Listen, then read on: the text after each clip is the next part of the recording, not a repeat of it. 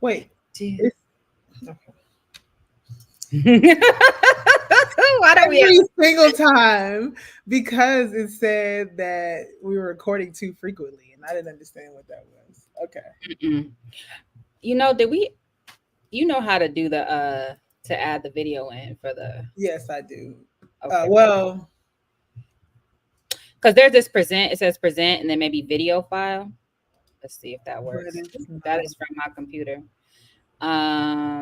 Hey y'all, you already know we don't know nothing about nothing, so we just trying to figure out, or maybe it's this plus sign. Oh, that's new layout. Ooh, what did I just do? Well, the issue is that the video is in. We didn't download. It's in StreamYard. Yeah, I thought that somehow would make it easier, that it would be more seamless, but I guess not. Okay. Y'all, we don't know how to do a thing, but we will figure it out. Hmm. Oh, that says recording. Nope. Nope. Hey y'all. Okay, so we'll figure it out or we won't. Um. Oh yeah. Hold on. I'm gonna try to figure it out. So you get us rolling, and I'm gonna try to figure it out. On the tech support. Okay, so here's what we're trying to do, y'all. Yesterday we had to pre-record an interview about the ILA strike. And so we want to play back that video. So we recorded it in StreamYard. We want to play back that video. That is what we're trying to figure out. Um Route might as well be 4 in the morning at 1 p.m. You just getting up. Oh, okay. I think I figured it out. I can download Okay. the recording, and then I can play it from a file. Okay, perfect. I don't So know if you start. all saw the people in the background just now, but I have a life update that I will announce. I think hopefully they're gone. I think they're gone. Let me just double check. I'm going to go off screen, double check, and then you can get rolling, Cerise. Yeah. So sorry, y'all. We are recording at 1 p.m. because I have a lecture to do today in Dr. Tanisha Ford's class, who, by the way, we will be having on the podcast next month. Yes, next month. So great. But that means we had to move the recording up because the lecture is at 4:30. So we're here nice and early. And if, for those who can't make it, obviously you can catch the playback. We are so excited because we're gonna have Dr. Kelly Carter Jackson today. I don't know who else read her book. We refuse, but we love it. I love it. Like, so I listened to it on Audible, and then I was like, Layla, you got to read this book. And I liked it so much that I literally sent her a copy, like, you got to read this book. And it's crazy, right? Because it's not like a traditional, like, it's not a communist, super left wing book, but it's enough. It's something for everybody in the community, right? And so we're very excited to be talking with Kelly about that book. Absolutely. I felt look, y'all. I have had and I love reading, and I have times when I don't enjoy it as much. But like the experience where people talk about like a page turner, and like I would be mad when I had to put it down and be waiting to pick it back up, is definitely what the experience I had with Kelly's book. So she will be on later. Um, but we will catch up now. And I did figure out how to screen the video, so we're good on that end. And yeah, so let's get started for real. This I just need to ask y'all, have y'all been seeing these batshit at Trump ads about Kamala Harris where he's like, she's for they, them. Trump is for you. It's not funny, but it's so absurd. And now there's two of them. At first, there was just the one about him talking about her paying for prisoners' transgender surgeries. Now there's a whole other one, but that they really love that line. She's for they, them. Trump is for you. Absolutely unhinged people. Thank where have you been seeing the ads though? Is it like on like streaming services on the internet? Like where have you been seeing them? So it's on streaming services, but live TV. Okay, I got you. I got you. Yeah, yeah. So, oh, I meant to put this one up. I love the look, Dr. CBS. Appreciate it. Y'all already know what today is. 1 year since the Operation Al Aqsa flood, which we'll talk about. Um, Rouse pasta sauce. Hey, Rao's pasta sauce. Is that literally your pasta sauce, or is your name like Rao? So you're doing a play? Because I just saw a commercial for Rao's pasta sauce, and I'm like, is that Rao's pasta sauce from our thing? So like, is it how like I'm CBS, but I'm not the broadcast network? Like, you know what I mean? Or is it like a family thing? Like, Is it like a family thing? In which case, give us some money because I will also take pasta sauce because I do like to cook. Correct. Not too much basil though. I love basil. I love cilantro. I love basil and cilantro too, but too much basil sometimes can taste like licking a pine tree. Well, last night I get HelloFresh, y'all, sometimes because I do like to cook, but sometimes I don't like to have to figure out what I'm going to eat all the time. Mm-hmm. And one of the recipes that I had called for me to make pico de gallo, but didn't have any onions. Now, fortunately, I always have onions on deck. So I was like, what kind of pico de gallo is this with no daggone onions? And I was very annoyed. That's pico de gallo. No. Just kidding. Not democracy. Oh my God. Okay. So let's get into our comments from our last video. So the first comment is from Raphael Outlands 4709, said, Dr. CBS, thank you for reminding listeners of similarities between IDF walkie-talkie explosions at Lebanon and Dr. Rodney's assassination by Ghazni State Power. Yeah, so some people were saying that Dr. Rodney died in a car bomb. So it wasn't a car bomb. It was a booby-trapped walkie-talkie, similar to the pager and walkie-talkie explosions in Lebanon. But so that is why that attack just was especially, well, for many reasons, but one of the reasons it was especially triggering because that, Rodney's assassination happened in that fashion. And it just goes to show, when authoritarian state power rears its head on revolutionaries. So, yeah. The next one is from Cherry Bomb C. And it says, let me do y'all's graphics for the intro. Fresh out of art school, and I want to put my skills to use. We will absolutely take you up on that. If you were watching live, if you watch this later, you saw us struggling with the intro. So clearly we need some assistance on those types of things. And we are happy to have you test out your skills, and we will absolutely shout you out every single time. So please email us. Yes. Revolution, and we will make it happen. Yes. Okay. So Denise Beasley, Abdallah 4942 said, welcome back. Thank you. And same from what is that? Normadine Murphy, 7454. Welcome back. Welcome back, both of you. Missed you. And then Miram, y'all, what the hell? Miram do look. I don't know. I'm so sorry about that. Said yes to the introduction. Y'all look fly. So yes. Okay, we are working on it. Yes. And then Neil Adonis said, glad to see y'all back. Thank you. And then finally, Not Zay said, with the Lebanon anti-Black discourse, I think they missed the fact that most of that nation cannot afford domestics.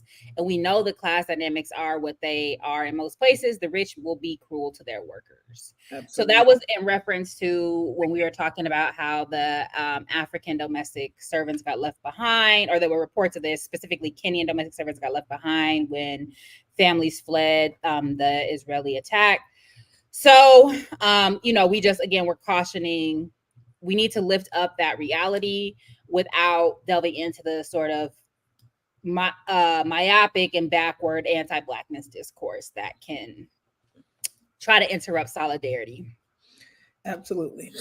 Okay, y'all. So for life updates. The universe really tried to try me today, y'all. Like, it just this morning I was tired, and so I didn't go to the gym. And so usually when I don't go to the gym, I try to do a 5-mile walk if I can. Got up. Of course, it was raining. So I didn't go for the walk. It's still raining now. It's like gray outside. So I decided to clean my kitchen. Mood's a little bit better. So I'm like, oh, let me go take a shower to get dressed for the podcast. Water is not working in my shower. Actually, the water is working, but the water is not. So I called my dad on FaceTime trying to figure out what's going on with it. So the hot water was working, the cold water was not working. So if it had been the reverse, I would have taken a cold shower. But it was only hot water, so it was scalding. So I could not take a cold shower. I mean, I couldn't take a scalding shower. And my dad said it looks like the mixing valve is messed up or something like that. So I contacted my landlord this morning for him to come fix it, and he said that he would try to get here before the podcast recording at 1. They walk in my door at 12:40, 20 minutes before the podcast starts, and then talking all loud, and then even more so walk on my bath mats with their work boots. And I would have moved them out of the way happily, but they just went in straight to work. And it's like,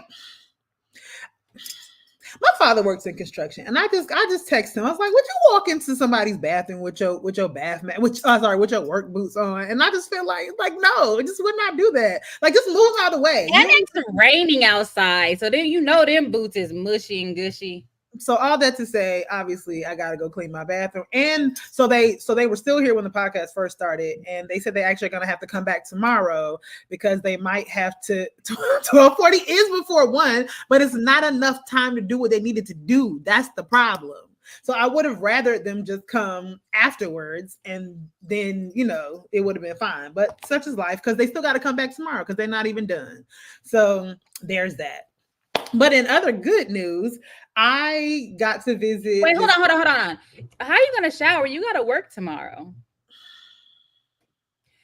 Bird bath. You better be nice to one of them boys.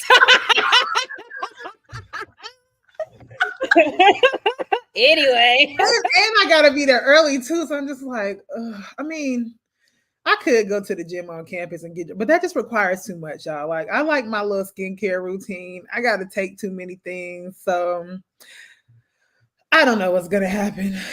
Maybe I'll find somewhere to take a shower tonight and hopefully not be too funky during the day tomorrow. Listen, I feel like that's grounds to move it to Zoom.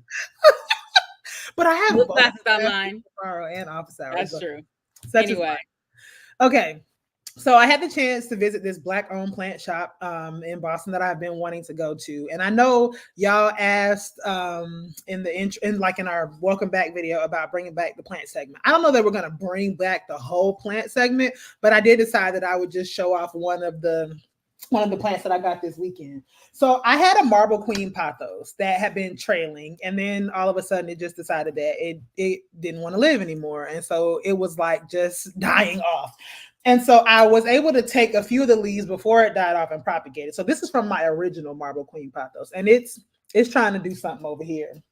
But this weekend, I managed to get this new one, which I really love. So I'm very excited about this marble queen pothos. Pothos are pretty easy. So I don't even know that particular plant was on top of on my cabinets above. So I'm not that tall. I'm 5'6", and so sometimes I neglect those ones that are up there because it requires me to get my little step ladder. So maybe that was the issue. So I need to just be a little bit more vigilant about those. But so I decided that instead of doing like the whole, planting thought segment, I might just feature a plant each week and we can keep it moving. So I was very excited about that experience. It is a Black woman-owned plant shop in Norwood called Emerald City Plant Shop. They do like paint and puff and plant. They will repot plants for you. They have their own like potting mix. It was just a really nice experience when I went in there. So I was very excited, and I probably will be spending more time there. And then my last update is that I went to the Caribbean Women's Writer Symposium this weekend at Amherst. Which was a really great experience, actually. And y'all know I do work. I'm technically an Afro-Latin Americanist, Black Studies scholar. And so I don't actually really do a lot of stuff with like Caribbean stuff. Like, I've never been to like a Caribbean Studies Association meeting. Let's go this year. It's in St. Lucia. I know Virginie and I were talking about that too. I would like to go. But the thing about doing work in Venezuela, and it's also interesting because I've been to all of the Hispanophone Caribbean, but I've never been anywhere in the Anglophone Caribbean.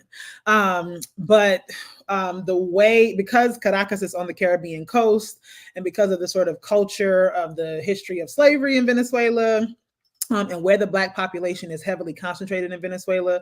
Venezuela is often constructed as a part of the Caribbean imaginary, even though like it doesn't always get that that acknowledgement. And so it was really interesting to be there amongst predominantly Anglophone Caribbean women scholars, but some others like Janetta Candelario, whose work I really like. She's at Smith. The book that she's most known for is Black Behind the Ears, which is about Black hair culture and Dominican barbershops and beauty salons. But it was a really good experience. I worked on a paper that is trying to think through not just Argelia Laya in a sort of biographical sense, but Argelia Laya, Hipólita Bolívar, and another young woman named Marilyn Pirela, who's like closer to my age, and thinking about the role of Afro-descendant women in kind of left politics in Venezuela. So that was a really great experience. Met some other folks there who might end up on the podcast very soon. And I also got a lot of just like good feedback about the presentation and thoughts about, submitting it as an article. And so I had a really great weekend until the universe tried me this morning. So yeah. That's my life update. Just gonna keep my comments to myself. I'm not gonna be cheeky. Okay. Y'all, my life is just very humdrum. So one update is I did become the co-chair for the Detroit Center for Black Studies Steering Committee. As some of you may know, like Wayne State got this $6 million grant for like a 50 faculty cluster hire in Black studies across the campus, and also to start the Detroit Center for Black Studies. We need to stand it up, meaning we need to launch it. We're very behind on that for a number of reasons, many of them related to, generalized fuckery. But I have become the co-chair, and so that is a lot of work that has been dumped in my lap, but work that I care about, and that is important. And I think that requires a strong Black studies voice. So I'm happy to be that, alongside Lisa Z. Winters, who's a professor in English and African American studies, but is also went to Berkeley several years ahead of me. So I also know her in that regard. So yeah, there's that. And then I'm now doing, so the National Center for Faculty Development and Diversity has like a 14-day writing challenge that I'm participating in. Today's day one. So like the challenge is you write for at least 30 minutes a day. Then you have to like report or like post your progress and then comment on other people's posts or whatever. And so it's been a struggle getting back into like a regular writing practice since having a baby, but let's be honest, since before that, maybe since getting knocked up. So, I'll write here and there, but I really would like to get back to writing regularly, whether it's every day or just several times a week. It is a struggle, but we continue. So there's that. I don't know if y'all know, I'm still training to be a higher ed coach. So that's still going. If anybody in higher ed, so postdoc or up, you're looking for a coach on things like values alignment, productivity, aligning your political work with your academic work, that type of thing, hit me up. Because I am doing coaching clients for an extremely discounted rate as I continue to rack up my hours to get my certification. So, just little things here and there, nothing exciting, y'all. Just the work. So now obviously, we will be remiss being Pan-Africanists, Black internationalists. Sorry, y'all, that's funny. This is an ongoing debate between me and Layla, but being people in the world to not reflect on Operation Al-Aqsa flood 1 year later. As you know, today is October 7th. And on October 7th, 2023 was what some people call a launch of the liberation struggle emanating from Gaza, part of the ongoing liberation struggle that has been happening, but an escalation, a step forward in armed struggle and the struggle for self-determination in Gaza and in Palestine writ large. Layla, what's on your mind? What's on your heart as we sit here in the middle of World War III? It's interesting because I know that we have an interesting read and take on Ta-Nehisi Coates, but obviously he's been doing the circuit lately with his new book, The Message. And I actually have been listening to The Message, and I actually do enjoy The Message as a book, and because even though he is dealing with particular he talks about Palestine. He talks about experience he had in Senegal, other things. But the book is primarily a book about like the task of writing and like why it matters to write.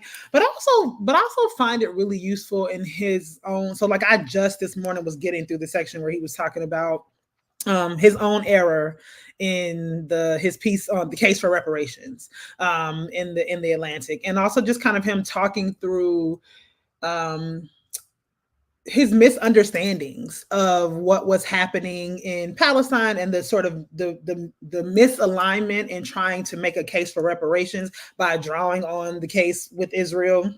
And I have to say, like, I really just appreciate that a part of what he is trying to do is think about, okay, yeah, like I've ostensibly had this success as a writer, but there are things that, have gotten me a lot of, fame and accord that I don't feel the same way about now. And it's because I think he was even saying like he had never even like traveled outside. He never got a passport until, fairly recently.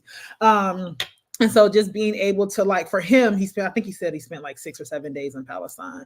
And even though like his father, he grew up in a particular radical tradition. My dad was telling me recently that his father actually, his father's publishing company published many of the pamphlets and things for the AAPRP. Paul Coates. Paul Coates back in the day.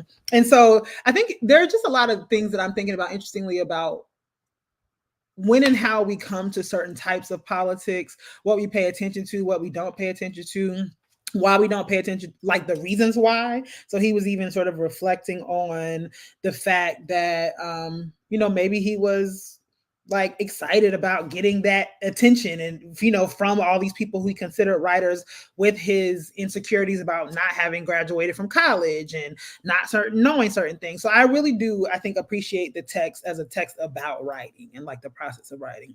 But then I'm also thinking about, in general, not so much in relationship to Ta-Nehisi, but just how the conversation has grown and changed in the last year. Like obviously, what has been happening in Palestine has been ongoing for decades.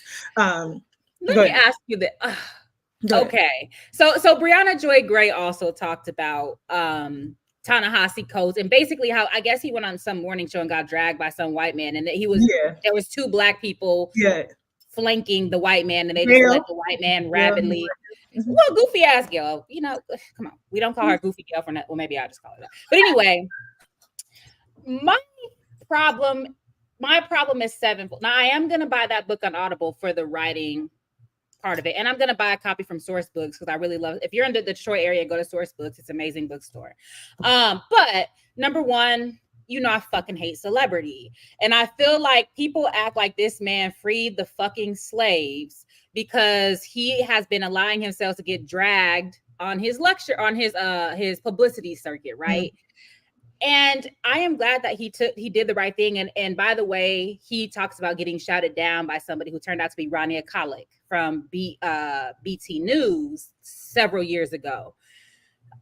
I'm glad that he did the right thing, but people been doing the right thing, getting their ass whooped, getting beat the fuck up, whatever, with no fanfare. And secondly, it's never easy to come out on the side of Palestinian liberation, but this moment it's easy. It's easiest. And so it feels very fucking convenient to come out shortly before October 7th, to come out after organizers, activists have been doing the hard work on the ground, literally risking life and limb, where he might be risking his career, but he got fuck you money now, right? And so I don't have this, and you're not doing this, right? But so many people are coming out especially after that interview, like, oh my God, Ta-Nehisi Coates, he finally is on the right side of history, blah blah blah.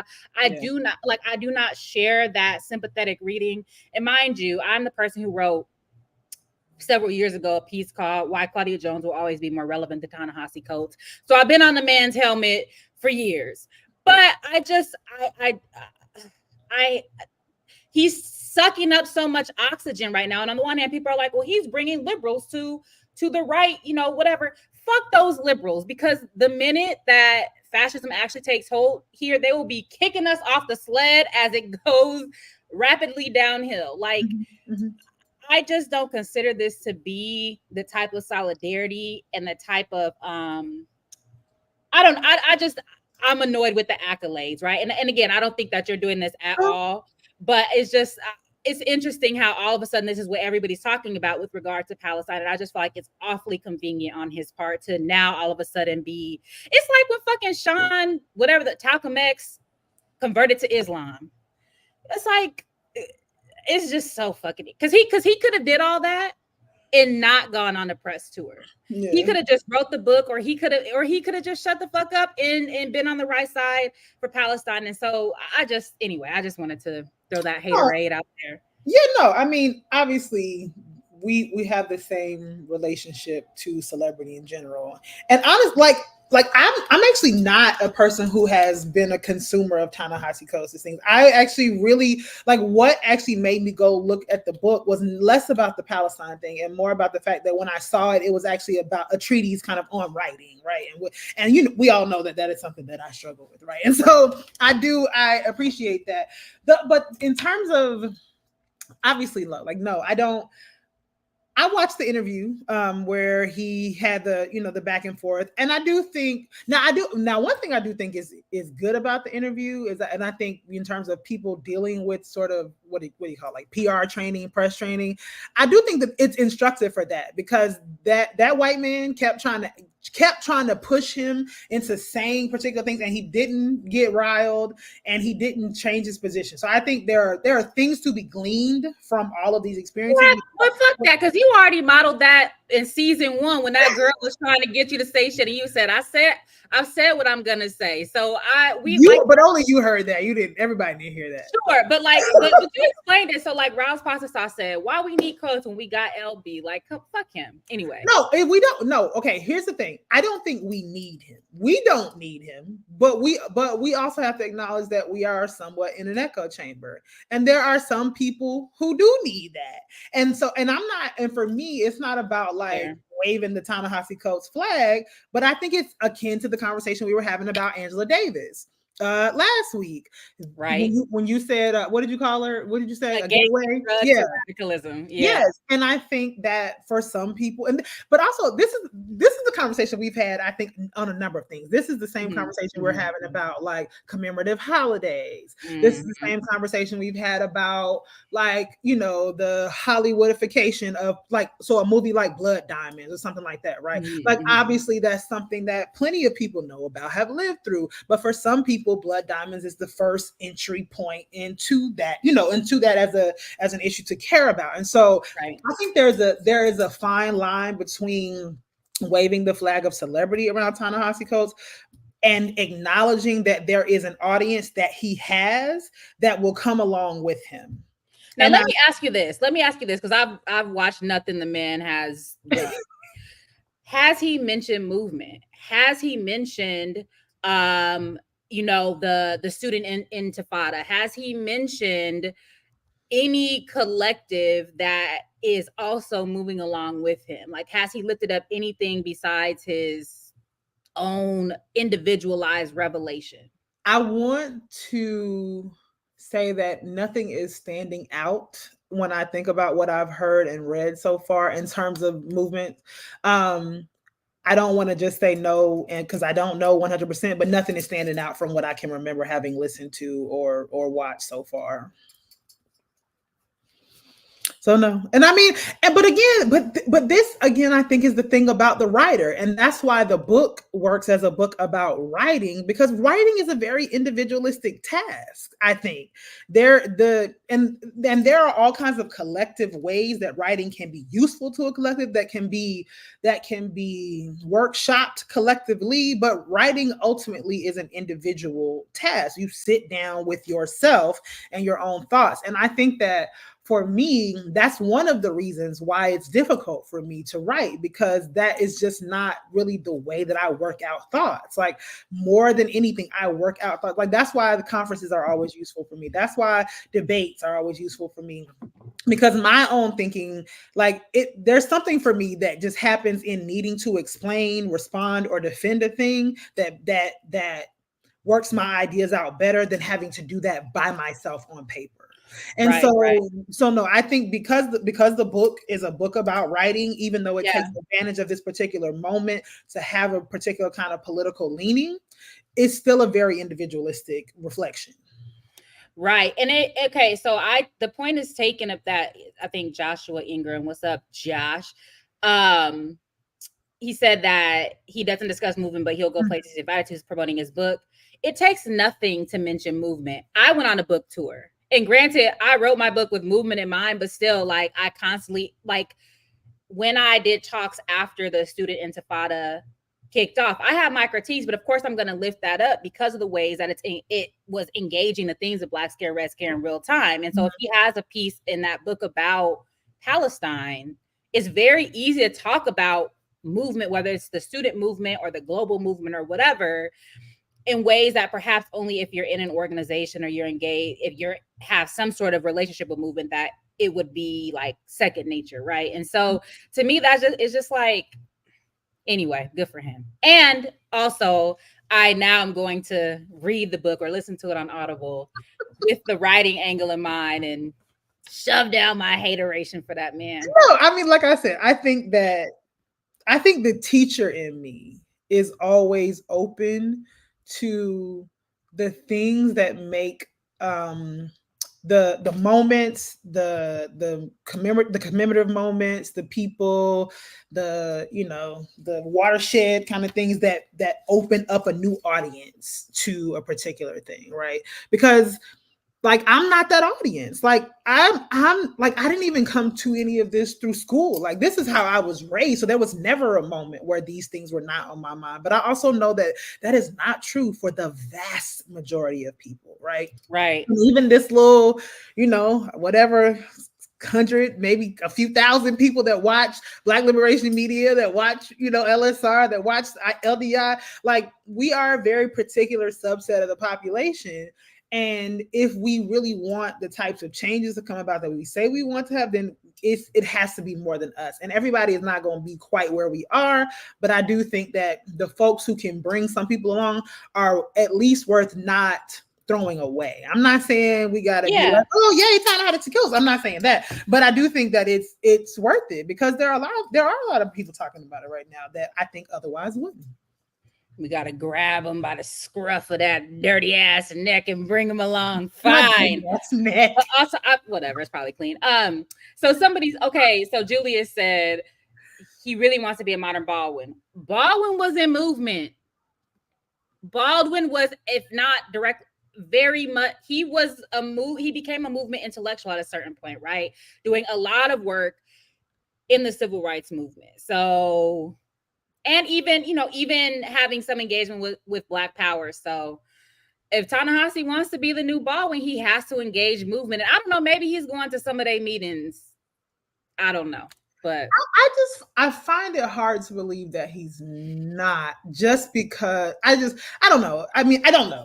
Just because of my own sort of approach to learning.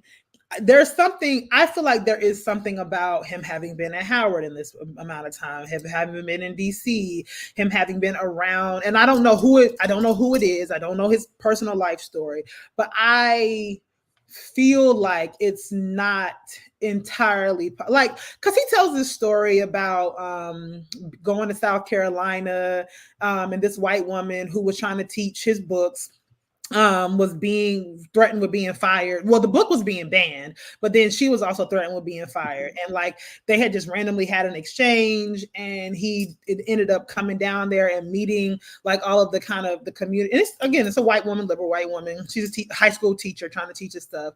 And then kind of walking through this story about her experience of getting community support, showing up at the school board meetings where she was.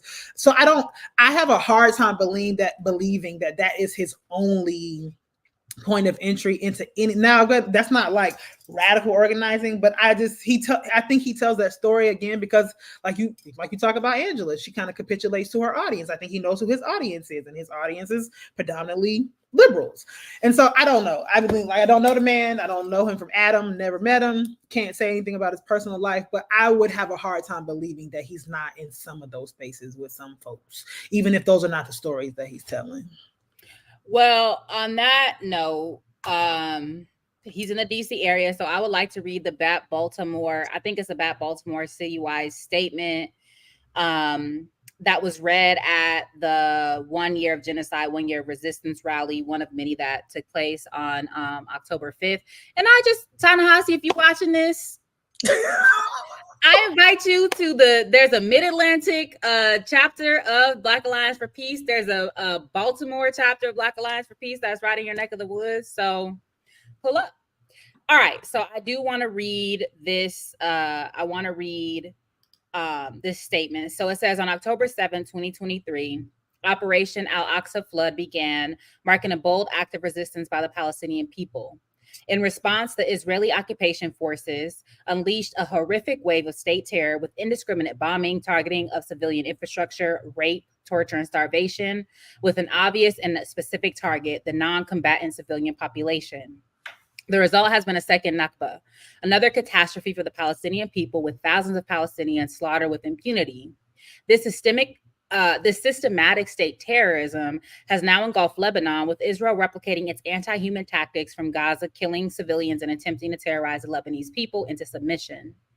International bodies that claim to defend human rights have proven themselves complicit, mere puppets of U.S. imperialism. As global protests erupt in fury, Israel continues its slaughter, understanding clearly that the U.S. will stand as its protector and accomplice. The violence we have witnessed for 1 year is part of a global system. The militarization of police, from the IOF in Gaza to the deadly exchange programs in domestic colonized communities, is the extension of fascist settler colonialism. If we understand the U.S. as a settler project, then its global expansion can only result in one thing: replicating systems of dominance and repression everywhere. Speaking out against this system, whether here or abroad, is met with criminalization. From resisting austerity in COP cities in the U.S. to Palestinians fighting occupation, the message is clear: dissent is dangerous. But we stand firm in truth. The real terrorists are those upholding the illegal Zionist settler colonial apartheid regime. The Black Alliance for Peace condemns Israel's barbarism and fully supports the Palestinian people's right to resist occupation. Decolonization and self-determination are not just demands. They are central to people's human rights. And since there is no real justice and international law for Palestinians, we stand by the right to fight for their rights. Collective resistance is a central principle of people-centered human rights framework that guides BAP's approach to the human rights issue.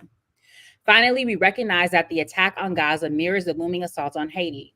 Both represent the deep-rooted racist violence that has always been at the core of pan-European colonial capitalist white supremacist patriarchy. Our struggles are entwined. We are bound by the shared reality of living under white supremacist settler colonial states. When one of us suffers, we all do, and together we will resist. Resist the US, EU, NATO axis of domination, defeat the domestic war being waged against the resistors, smash the US duopoly, no compromise, no retreat. Yes, so I think that basically sums up my position as to where we are. I think that we are barreling full steam ahead into World War III, and Southwest Asia is simply going to be the starting point. I think that the United States and the duopoly are happy to blow up the world before it accepts its waning position as the global dominator. I think it would rather blow up the world than see a multipolar world. But I also do want to point out that multipolarity means nothing if we are not standing up for Palestinian liberation, if we're not standing up for the liberation of Haiti, if our radicalism stops at those shores in particular, as well as Congo, right? We know the list of places: Congo, Sudan, etc.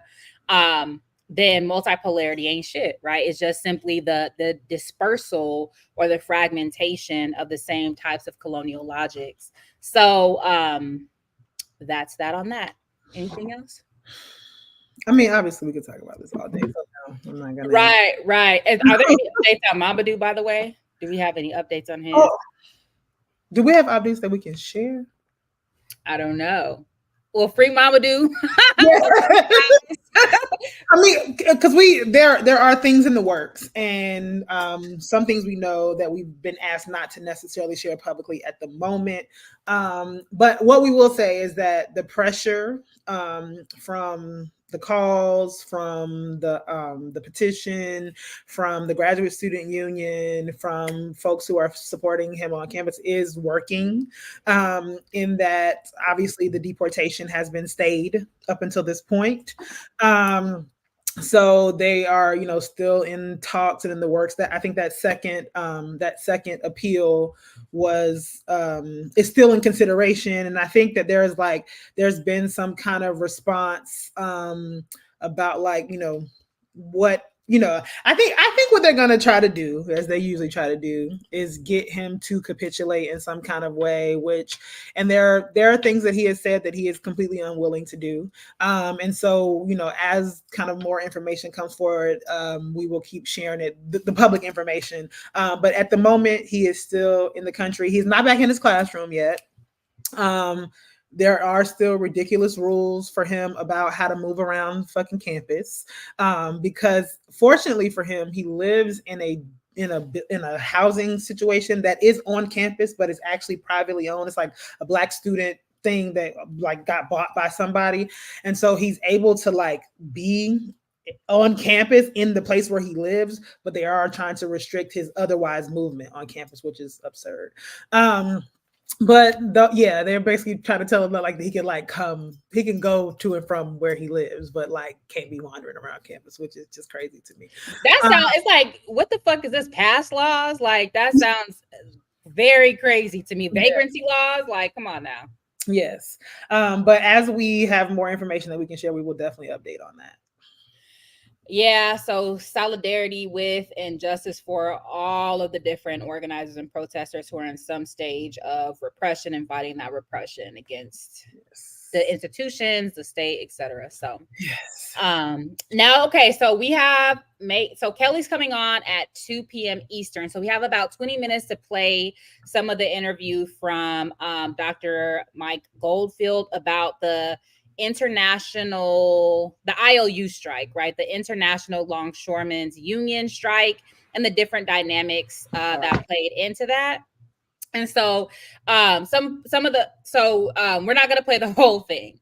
We're just going to play some of the most sort of significant pieces of that, but hopefully it provides more context for the strike and the difference between the ILU and the ILWU, et cetera, et cetera. So here is this interview. Hey, y'all. So we are so excited to be in conversation with the Dr. Mike Goldfield about the ILA strike and get his assessment on some history, some context, and what we ought to take away from what's been happening. And so Dr. Michael Goldfield is an American political scientist, author, labor activist, and former student activist. He is a professor emeritus of industrial relations and human resources in the Department of Political Science at Wayne State University in Detroit. His books include The Decline of Organized Labor in the United States, The Color of Politics, Race and the Mainsprings of American Politics, and most recently, The Southern Key, Class, Race, and Radicalism in the 1930s and 1940s. So thank you for joining us, Dr. Goldfield. Oh, it's my pleasure. Yes. Okay, good. So let's just hop right in. So to start, can you give some context to the recent International Longshoremen Union strike and why it ended so quickly? Well, there's a difference historically between the West Coast and East Coast longshore unions. So in the United States, about half the freight comes on the West Coast and half on the East Coast. Originally, both coasts were in one union, not very strong, not very well organized.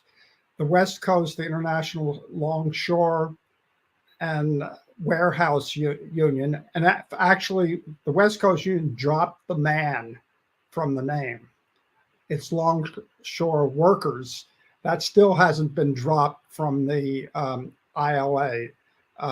So the West Coast Union was formed with a strike, 1934 strike of all the ports on the West Coast. There was then a general strike in San Francisco.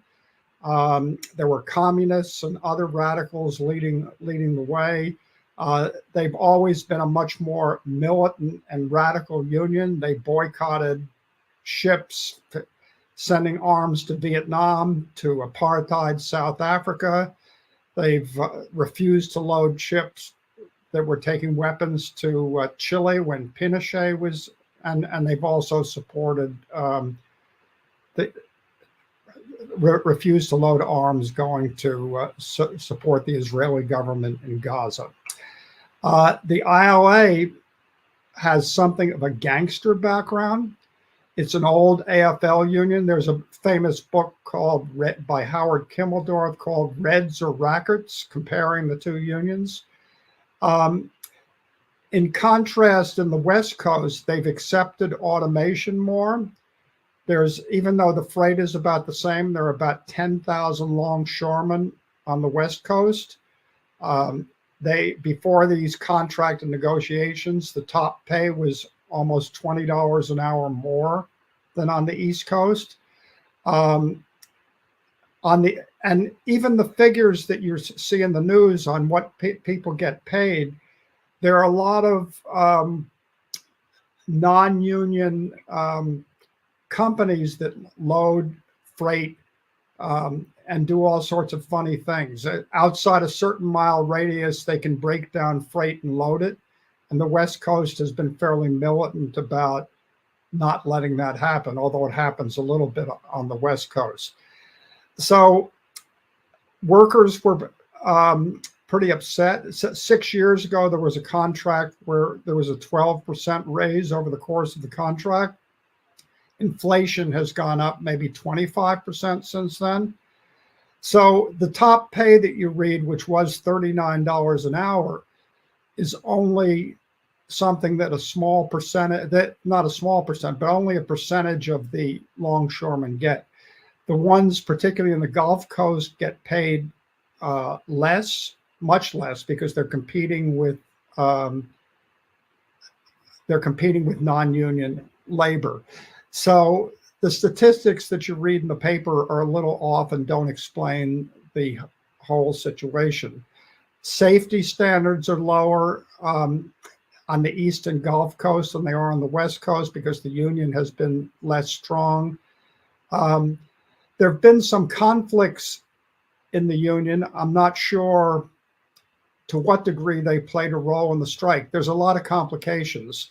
So there had been a reform movement starting with Charleston. So in 2000, when the Charleston local fought against non-union labor being used to load ships, there were massive confrontations.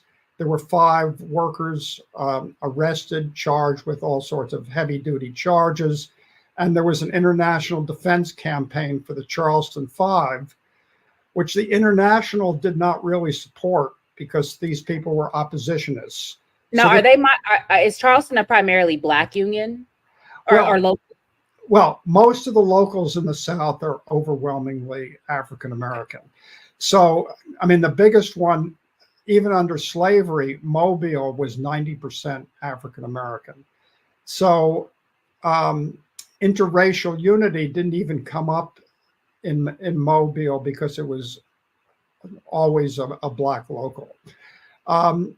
Other ones have been more mixed, but still majority. And so one interesting thing, this, although Daggett, the president of the union, was Harold Daggett, was accused of having mafia ties and even brought to a trial 13 years ago. He was exonerated. And he's one of these sort of right-wing figures who's made some sort of pro-Trump noises.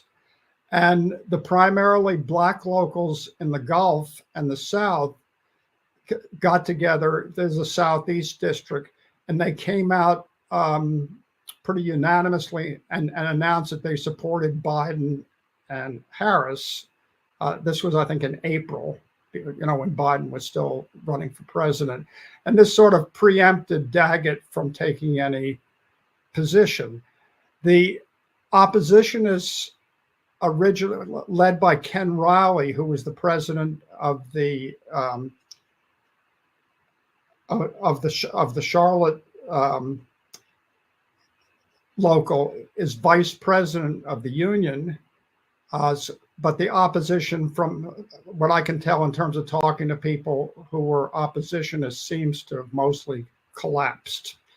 So it's not clear now what role that played in the strike. And some people were suspicious that, so this is a very authoritarian top-down union where the president has almost all the support, as opposed to the West Coast when they go on strike, or even in some of them now in the auto plant, they mobilize people, they take strike votes. Same thing happened in Boeing. Workers were very upset. They rejected a contract. 96% rejected it, and 97% voted to strike. There's no vote that took place in the ILA. So this is Daggett who's called the strike. Some people, and it's hard to even figure out what's true because it's so authoritarian, but some people accused him of doing it to help Trump. But there was a lot of blowback in the South on the strike. The Republicans were accusing the union of having abandoned people in North Carolina and Georgia who were devastated by the hurricane. And this clearly would have impacted some of the shipments and relief to the strike. So some of the people I talked to said that the pressure and the bad publicity from that led to them being willing to settle the strike. The other thing is,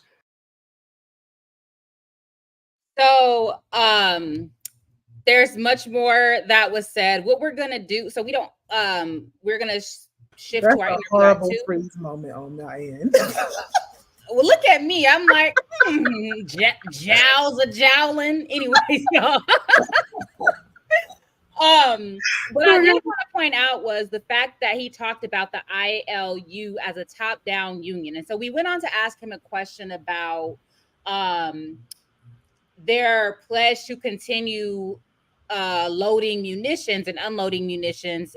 And part of what came out of that is, whereas the ILWU is more democratic union, therefore they were able to vote for solidarity with Palestine. It seemed to me that because of the top-down authoritarian nature, with Daggett having most control over that union, he kind of single-handedly made that decision to assert his patriotism or whatever the fuck, to continue unloading munitions as well as serving passenger, so like cruise ships and shit. Yeah.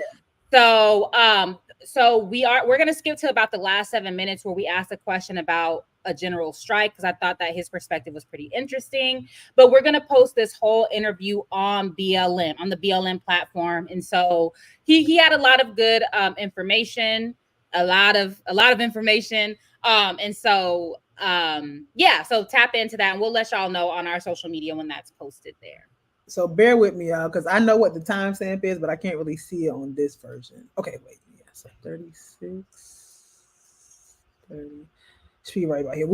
This is kind of like the second part. So we had already asked about the general strike, but then Sharice is kind of asking a follow-up, and then we'll play through the end, and then Kelly should be joining us shortly. Sure. And that's clearly a top issue for that community. I mean, I believe from everything that I've heard or read, but it's more conflicted for, and I assume that the ILWU feels similarly. They don't want to see Trump elected, so these people have pulled their horns in to a certain degree, and they claim that they're arguing for this position, but so I don't see that type of general strike as over what's happening in the Middle East is in the cards. Now, it seemed to me, if we look at the examples of strike waves that were very widespread that took place in the 30s, they tended to be in support of labor activity that was being repressed. The people I've talked to in the UAW recently are annoyed at the machinists for not making a big national deal over their strike against Boeing. I mean, as opposed to shipping, where people feel that they could potentially be hurt by products not getting to them. Nobody likes Boeing anywhere. I mean, Boeing has screwed their workers. They've outsourced things to non-union suppliers, and people believe they're unsafe, right? So, doors fly off. This happens. And so I think there's a lot of sympathy for, well, we know all this, right? So, and I mean, I'm struck. I've only been on the West Coast for a little over 2 years, but I'm struck at how regional all sorts of news is. But around here, Boeing gets a lot of publicity, and none of it is good. Whereas on the East Coast, there was a lot of anti-union stuff, or what it would do to the economy, and blah blah blah. But so the people I've talked to in the UAW feel that the leadership of the machinists has not done enough to make this an exemplary strike for the whole working class. And they probably feel the same. I haven't talked to them. I mean, the ILA strike was only in the past week, right? So, and there was no vote. It was just called out by the president. So, but I assume that they would have the same criticisms, if not more, of the ILA leadership too. But so, I was just going to say, it sounds like what you're saying, and this is, nobody wants a Trump presidency, right? However, it sounds like what you're saying is, to the extent that there's a Harris presidency, people think that they can bore from within or whatever. It seems like, if we're thinking about the 1930s, right, and the rise of fascism and increased workers' repression, it seems like perhaps under a Trump proto-fascist, neo-fascist, outright fascist presidency, a general strike is more feasible because of the very conditions of workers' repression, of union repression, of increased militarization, et cetera, et cetera. So this seems to be a contradiction. Like, nobody wants that, but that seems to be the very conditions by which we can get mass mobilization and perhaps mass organization. So what are your thoughts on this, Professor? Well, that's a complicated type of thing. But I don't support either Democrats or Republicans, if I want to come Who out. Does? Well, many people do. And I don't think progressive labor legislation has anything to do with whether workers organize and all this sort of stuff. And I write about this historically. But I think that anti-labor presidency and a encouragement of all the vigilantism which we see going on isn't going to be that helpful. And I think that the two parties that working in Germany in 1933 that were supported by the overwhelming majority of the workers, the communists and the social democrats, did not take seriously the rise of fascism. And so they were unprepared when it came, and they were in a bad spot. So I don't know for sure whether people would sufficiently be able to mobilize under Trump. And I mean, I don't want to say that there are a lot of stupid people out there, but there's a lot of stupid things being said. And that's not just among whites, right? I mean, it's all sorts of different groups of people. it's certainly true in communities of people of color. You have people coming out and saying the most outrageous thing. So I don't see any clear, and there are even certain union leaders that seem to be sympathetic to Trump in certain ways. So it's not clear that it's not as clear cut about what could happen. I'm hopeful that with the greater militancy that we see taking place among workers in general, identifying the corporate, whatever you want to call them, but the capitalists as having siphoned so much money off of people who are actually producing things, that that's a hopeful sign, but it's pockets here and there. So we'll just stop it there. But I appreciated his answer, but I don't know. I really do feel like he's right? And part of what he was saying is that there are elements in, especially the ILA, that are very much right-wing. And so Trump presidency wouldn't necessarily incite the majority or incite the working class to mobilize. But he also seemed to say that people are tucking their tails, like there are elements of labor that are tucking their tails and not criticizing Biden Harris because they don't want a Trump presidency. So it's sort of like, yeah. One of the other things that came up so part of the reason why I think he started talking about race in particular was because when we asked the question about who was more likely to, support disrupting military shipments to Israel, obviously it was the West Coast, but it wasn't just the West Coast Union. It was the local 10 out of San Francisco, and I think you also said like somewhere out of Seattle. But one of the things that he mentioned to us was that the local 10 out of San Francisco was predominantly Black, and so then we were also having a conversation just about the kind of composition of the respective unions. So like we said, we will share that video in its entirety as a separate clip. And we will come back to that conversation probably next week if folks have, thoughts, follow-ups, other kinds of things. But fortunately, we have been joined by our guest for today. And so I'm going to read her bio, and then we will get started.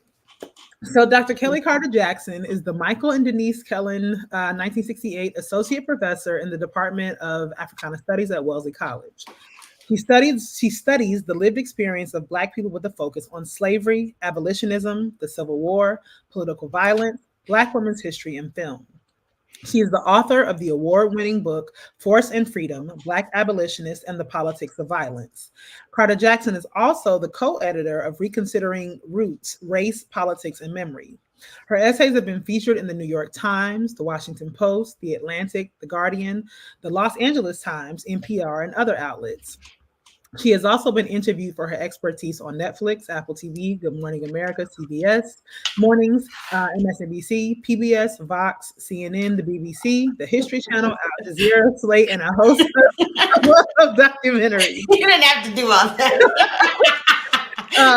Carter Jackson's latest book, We Refuse, A Forceful History of Black Resistance, examines a radical reframing of the past and present of Black resistance, both nonviolent and violent, to white supremacy. She is also working on, you're going to grab your book. Let me grab mine. She is also working on the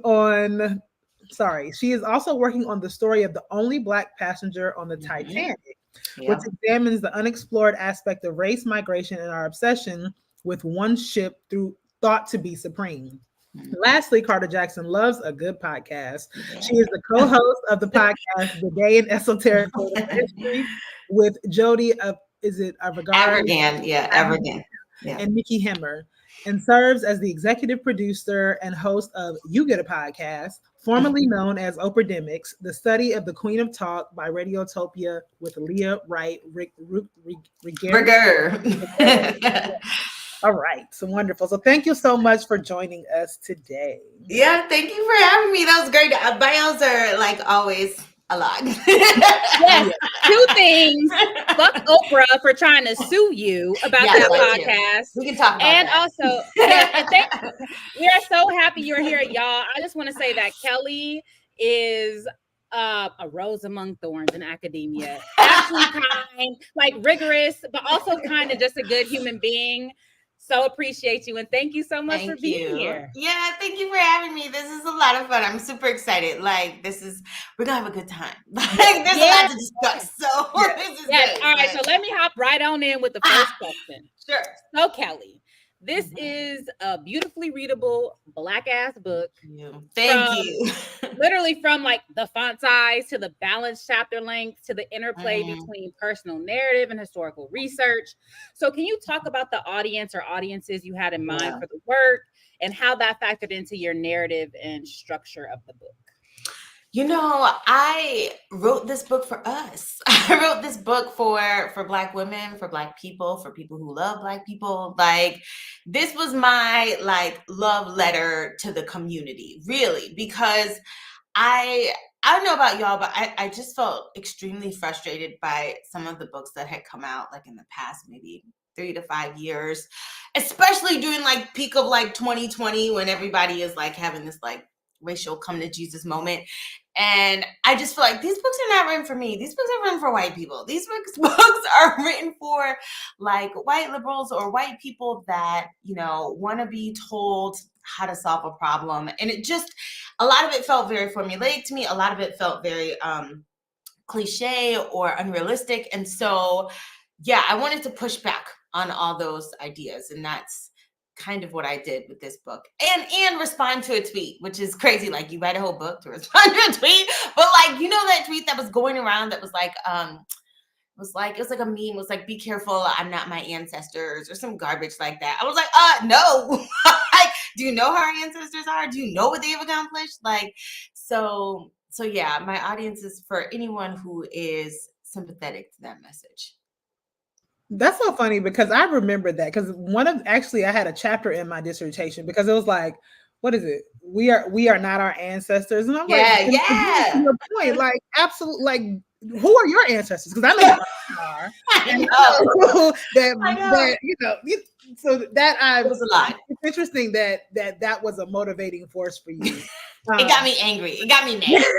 Like, what are we teaching? What are we teaching the babies? Clearly, we are not teaching them about the appropriate people. If you don't know who our ancestors are and what they've done, like, how could you say I'm not Harriet Tubman? How could you say that? Like, how could you say I'm not Ida B. Wells? You know, like, I don't understand how you could think that way. So yeah, the other side to that is like, we are our ancestors' wildest dreams. No, you not.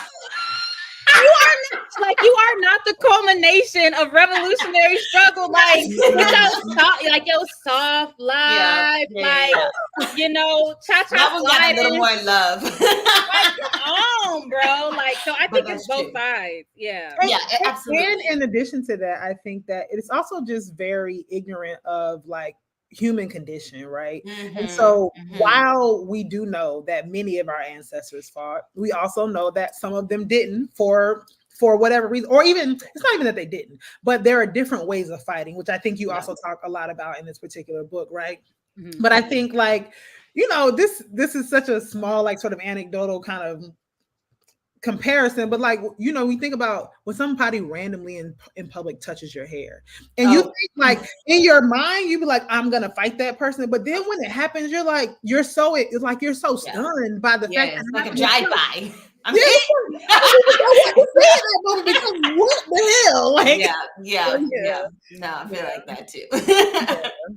Well, I wanted to ask, so we started kind of talking about there are a lot of personal narratives that help form the way they kind of bookend the chapters, and then they kind of bookend the book.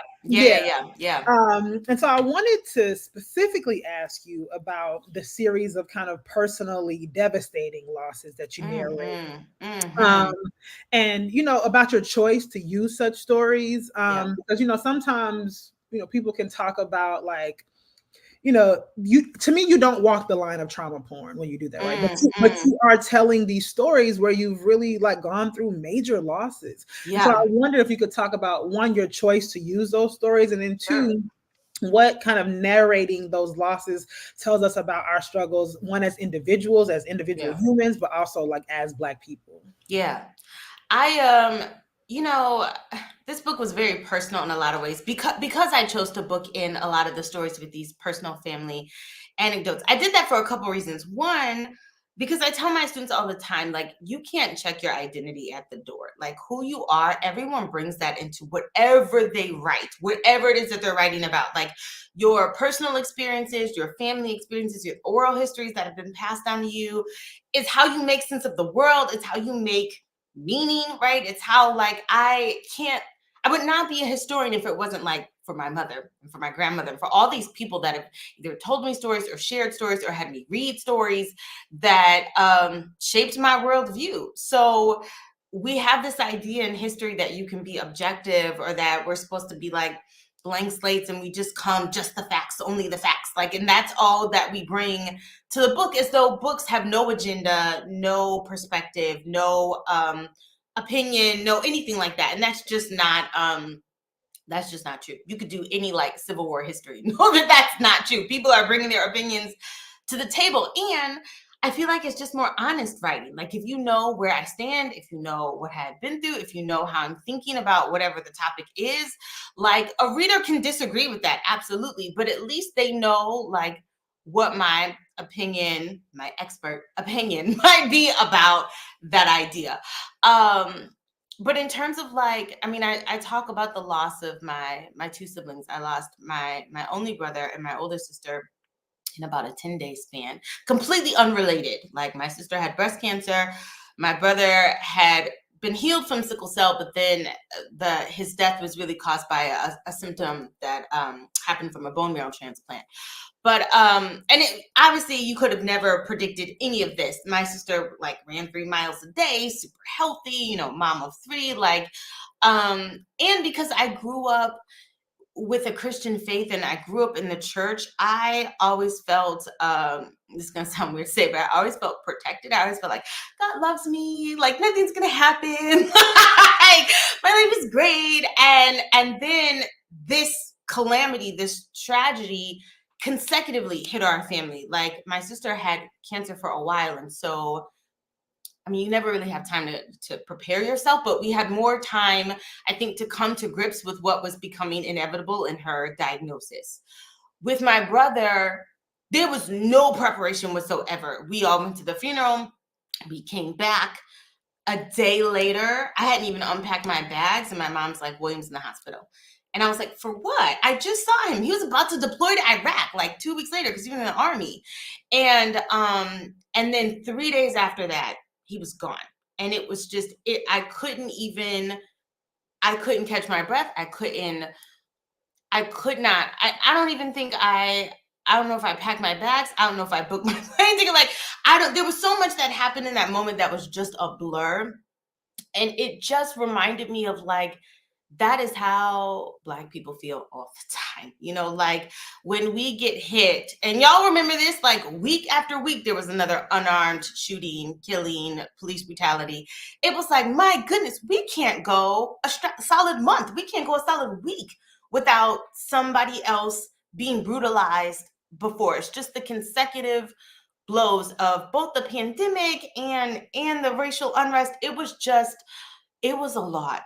It was a lot. And I felt like some of the stories that I told about my family are maybe not just unique to me, that I feel like a lot of other people can resonate with the idea of having to face consecutive trauma, whether you expect it or not.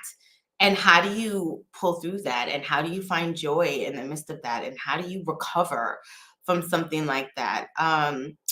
For me, it was joy. I mean, that whole story I tell you is in the chapter on joy, but it sounds crazy to have a whole chapter on joy about starting out with death. But that is how that's how I make sense of it. That's how I came to understand joy as a tool of resistance, and really joy as a weapon, and helping my entire family get through really hard times.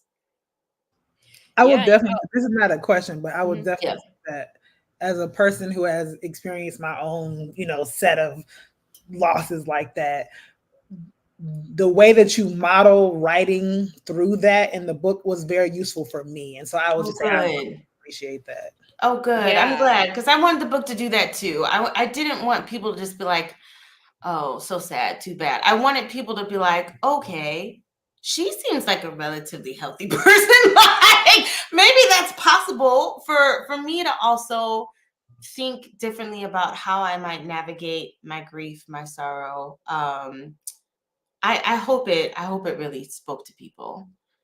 I think it's also really useful for this moment that we're in now, when we're bombarded Mm-hmm. with obliterated body after destroyed life worlds in Gaza, right now spreading to Yeah. Lebanon. Yeah. How do we keep going through, like, our dedication to Mm-hmm. struggle into our belief in, refusal, Yeah.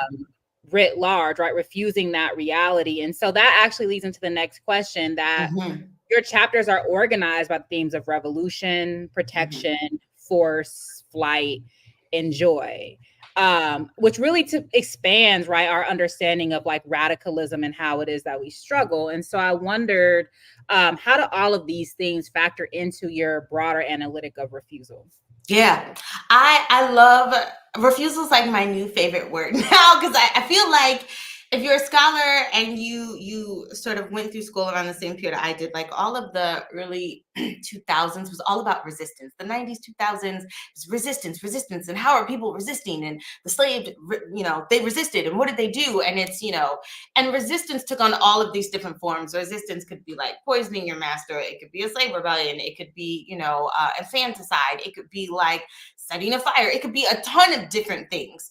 But I felt like we always talked about what the different forms of resistance were, but we never talked about as much like what is at the root of it. So a lot of times the way I explain using refusal is how I see resistance as how we address white supremacy. Refusal is why we address white supremacy. Like, the refusal is, what are you up against and why are you having to, like, negotiate your humanity with other people? And the refusal is, no, I will not negotiate my humanity with other people. And there are a lot of different ways you can do that, but at the heart of it is this insistence, this no, this never, this not on my watch, nah, nope. Like, all the different ways that Black people have essentially said no to their own degradation. I wanted to, and I made clear, this is not an exhaustive book. Like, I could have added a bunch more chapters. I wanted to do a whole chapter on arson. Like, my husband was like, no, it's not a good idea.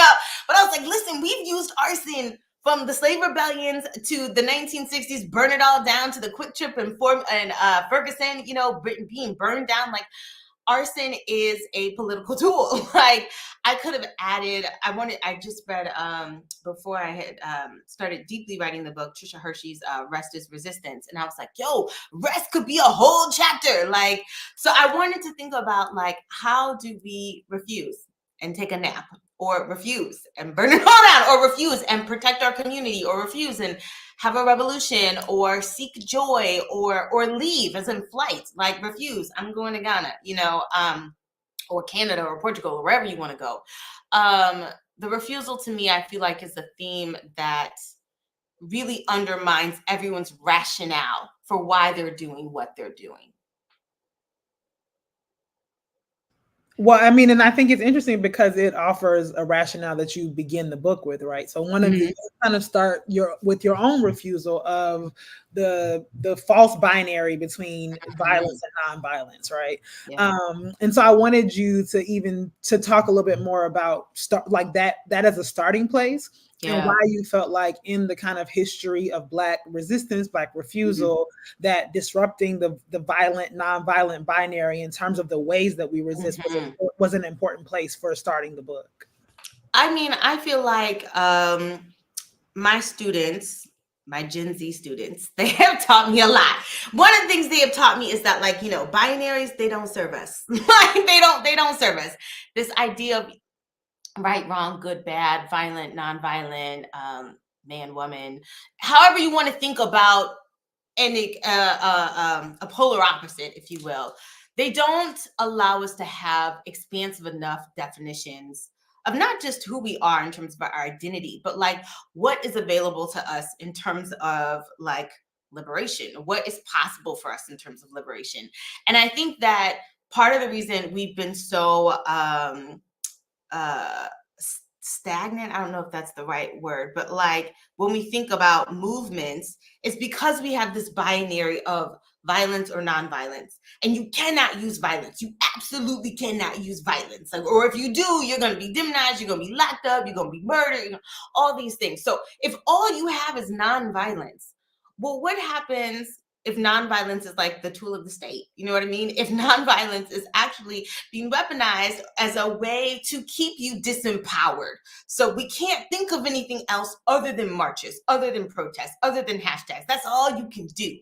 And I don't know how you felt at the end of the summer of 2020, but I was like, this is grossly insufficient. Like, we did not do all of this to get a new Aunt Jemima on a pancake box. We did not do all this to get new statues or signs or you know, like buildings changed. That was not the point of these protests. Like, we wanted structural change. We wanted to abolish the police.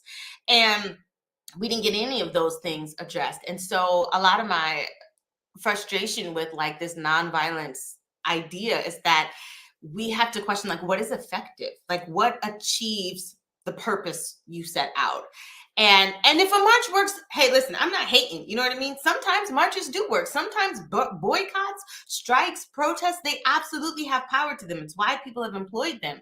But when they don't work and when they're not useful, what other tools do we have available to us? And I'm not saying that like the next tool is burn it all down, but I am saying like, but if that achieves what you set out to like prove, then what's wrong with that? Like, I think about in Ferguson, how when Mike Brown was lying on a concrete ground in the summer of Missouri for 4 hours, his body laid there, for everyone to see. And no one was paying attention. There were no media cameras. There were no news outlets that was there in Ferguson until they set the Quick Trip on fire. Like, and once they set that sucker on fire, all of the newsletters, everyone and their mama showed up to like, yo, what's going down in Ferguson? And you didn't get perfect change out of Ferguson, but you did get a lot of structural change that came after that. There was people that could say, yo, life is not ideal, but there's a market difference, and there were market needs that were met as a result of that upheaval, as a result of that violent backlash. And so there's something to be said for that. And I don't think we should be afraid of that. You know, MLK said himself, a riot is the language of the unheard. Like, you don't want to listen, you want to hear, well, you're going to hear this. You know, I feel like that is how people have, you know, made sense or tried to make people pay attention. And so, but there's a big spectrum between, you know, a hashtag and a Molotov cocktail. Like, we have, and that's what the book is about too, showing that like we have an array of choices. And just as much as we shouldn't demonize violence, we also, or force, I should say, we also should not glorize nonviolence as the end all be all either. Yeah. I mean, one of the things Kwame Ture said was that you basically had a choice. You could deal with this approach or that approach. Yeah. And that there is power in being able to juxtapose the approaches with people who have similar, not necessarily always the exact same, but similar goals. Yeah, for sure. Now, I want to ask a follow-up question that's coming from the chat. So Ricky Ryan, who is the radicalizer in chief, et cetera, said she was going to ask if she asked about the current uses of joy as opposed to how you come to write about it. And so just to add to that, one of the examples you give of joy is like women smiling and singing as they go to the gallows because they just burn shit down. Yeah. Now you're not taking my life. Yeah. Right. And so versus, you know, some of this like Black girl magic, Joy, that's like about consumerism, and that's really it's not refusal in the way you're talking about. It's a refusal to do some shit, right? It's an abdication of responsibility, not a refusal in the service of liberation. And so I wonder, can you speak about the misuses of joy, if that's even possible in your framework? Just to add to that, because later on, one of the quotes that I was just going to raise to you that I think is relevant to this conversation is that you say that joy is not justice, but it's collective rescue in dire time. So I wonder, it's not. Yeah, it's definitely not justice. I did not want thinking when, play a good song and it'll make you feel good and then you will have arrived. No, like that's not what joy is. I think of it in a lot of different ways of what it is and what it isn't. I think about joy in terms of like the Montgomery Brawl. Like for me, the Montgomery Brawl happened. And I remember I was out of the country. I was actually in Ghana when my phone was blowing up. Like people were like, "Are you watching this? Do you see this footage?" And I'm like, "What happened?" And then within an hour, I felt like the memes, the gifts, the reenactments, the nicknames of all the things that were meant to describe this rebellious moment was so joyful, but also the joy came from the mockery. The joy came from like, you white people are so ridiculous and so absurd, and we are going to basically deny your ability to like rough us up. Like we will rough you up right back, and throw it in your face. And that to me was just like, I could not stop laughing. I could not stop being tickled by the memes and the sheer joy that came where Black people are like, yeah, take that. Like it was just like a collective sense of like, wow, no Black people died that day. No Black people were really arrested that day. It felt victorious, not in a like, oh, we have arrived kind of moment, but in a very much comeuppance kind of moment. And I think about how joy can just be mockery, how joy can be celebration, how joy can be just the coming together in each other's homes and fortifying each other and creating laughter and comfort and safety. Like it actually doesn't have to be something radical in that sense, but it's definitely not, Sharice, it's definitely not what you said. It's not like, for me, Black girl magic has always been problematic because I think it, in a very subversive way, dehumanizes Black girls because we're not human, we're magical. And like there's a long history of seeing Black women as witches, as voodoo priestesses, all these like voodoo, like, either subhuman or superhuman. And that robs people of their humanity. Now, no shade to the people who coined the phrase. I understand what they were trying to do, you know what I mean? But like, I still think that there are aspects of that I think undermine like Black girls who could just be basic, you know what I mean? Like, I sometimes you just want to be mediocre. White men get to be mediocre all the time. Like, I feel like we won't have arrived until we can just be mediocre. There's something about being just human that I appreciate. But no, when you like, I don't know, commoditize it, maybe like, and sort of turn it into something that I don't think it really is, that to me is not necessarily joy. Joy is much more organic. It is much more communal. It is much more, when I think of, how it worked for my family, healing, it does work, like active work. Joy is a verb to me. And so that's how I think of it and try to make use of it and employ it. And it may seem silly, but sometimes for me, joy is just like checking out on the world. Like, I'm not doing this today. I'm going to go read a book. That's like, I don't know, smut, whatever. Like, I am protecting my peace right now. Like, or spending time with my children in a way that makes them laugh and makes them happy. And that to me is, powerful. I say in the book, there's a line that says, some of us fight racism by teaching our Black children to know joy. This matters too. And I think about that a lot, that a lot of my parenting is not just about protecting my children, but also providing them with ample experiences that just bring them laughter and joy. Yeah, I think I feel about joy how I feel about rest. I don't think joy is revolutionary, but I think that joy is essential to revolution. Just like rest is essential to revolution. Because I'm a communist, right? And people think it's fucking gray jumpsuits and turnips and shit. It's like, no, comrade. Right? And this is part of why I think I have lots of qualms about my own podcasting, but part of I think this podcast is important is because we are Pan-Africanists, we are communists, we are radicals, and we laugh all the time. We have fun. It's not some joyless, thankless thing. Like, joy is essential to that. But again, as you've made the distinction, and I think that as we're careful to make the distinction, it is in and of itself, it is not revolution. Just like rest. It's not justice. Yeah. Because if rest is revolution, then the capitalists are the most revolutionary because they don't do shit. Girl. Right? I mean, mission accomplished if that's the case. Yeah, there's no I think about the Black Panther Party, and I think that like part of the reason people were so entranced by them was because of the pride and the joy that people got in seeing like a militant brother in a beret and a leather jacket with a gun. You know, like there was so much, I think, dissatisfaction with the long freedom struggle and the civil rights movement as being ineffective, especially by 1968. But by the time the Panthers come on the scene, there's all this like seduction with guns and all that stuff that's alluring. But I think for the most part, you tether that with Black music, with the James Brown "Say It Loud, I'm Black and I'm Proud," and people are like, yo, being Black is a vibe, you know, like being Black is great. Like I am attracted to something that for so long I've been taught to see as deficient or defunct or problematic or bad.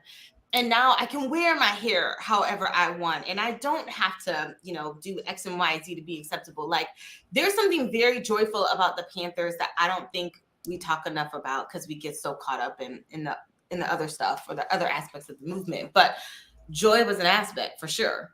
I also think that the other thing you point out about joy is that joy, just like you were just talking about with your kids, like joy is also being in community with one another. Yeah.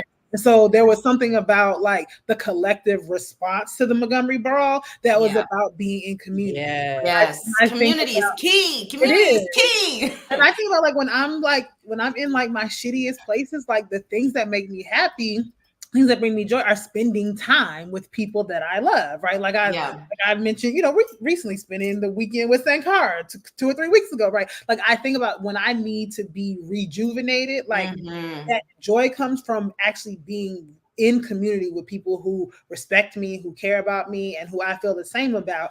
And like, it can be some ignorant shit, and it can also be some productive shit, right? It can be Yeah. I mean, I say to my students all the time, like, because we're, you know, I'm at a PWI, but like I'm in the Africana Studies department, and I'm like, we are that Maroon Society on the planet. We're the place you come to us and you get restored and you get loved on and you get affirmed and you might get fed. Like there are ways in which I know the space that we creates this community where people just get to feel empowered or take a break.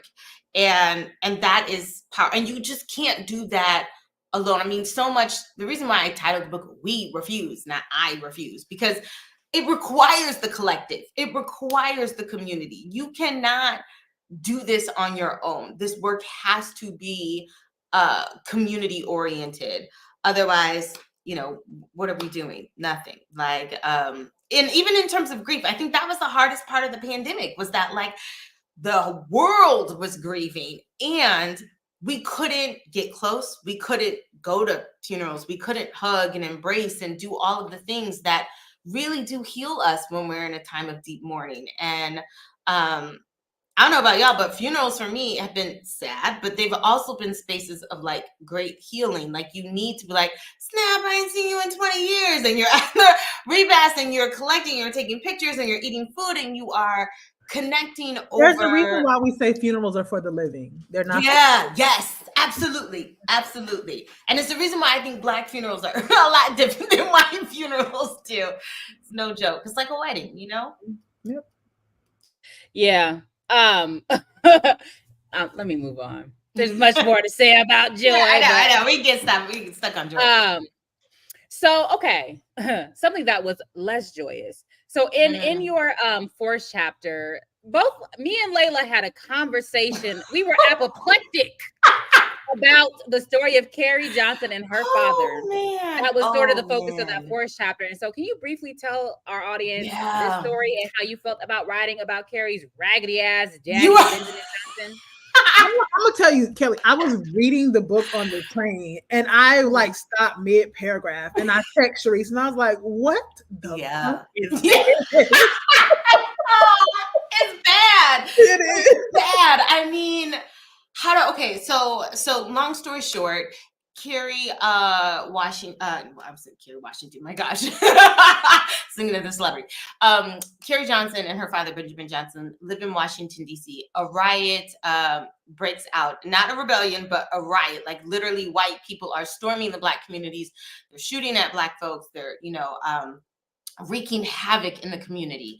And Carrie sees the mob coming down her block and is on the second floor, might even be the roof, but I believe the second floor. She starts to shoot at the mob. She has a gun, she's armed. She hits one of the mobbers that's coming up the block. To me, she's like the ultimate illustration of a Black woman that is protecting herself, her family, her community, her kin, anybody who's in that area. The police hear from the mob, and the mob is like, someone's taking pot shots at us. They're in this house. Go check it out. The police go to this house. They knock down the door. Carrie and her father on the second floor, hiding underneath the bed. The police, when they bust down the door, they don't announce themselves. They go in this really dark house. They go up the stairs. They go into the bedroom in which they're hiding. And as soon as they open the door, Carrie starts shooting. The police officers are bewildered. They don't know where the shots are coming from. Carrie gets shot, I think, in the shoulder. I think her father gets shot in the thigh, or maybe it's the reverse. Carrie shoots the officer, Harry Wilson. He actually dies as a result of his wounds. And it's just this incredible story in which afterwards, Carrie and her father are marched out to the street. People are like, it's clear that Carrie shot and killed the police officer. And people are like, snap, what is about to happen? It's about to go down. I was shocked she wasn't like lynched on the spot because 1919. But the rain saved her that day. It immediately started to rain and pour, like a torrential pour.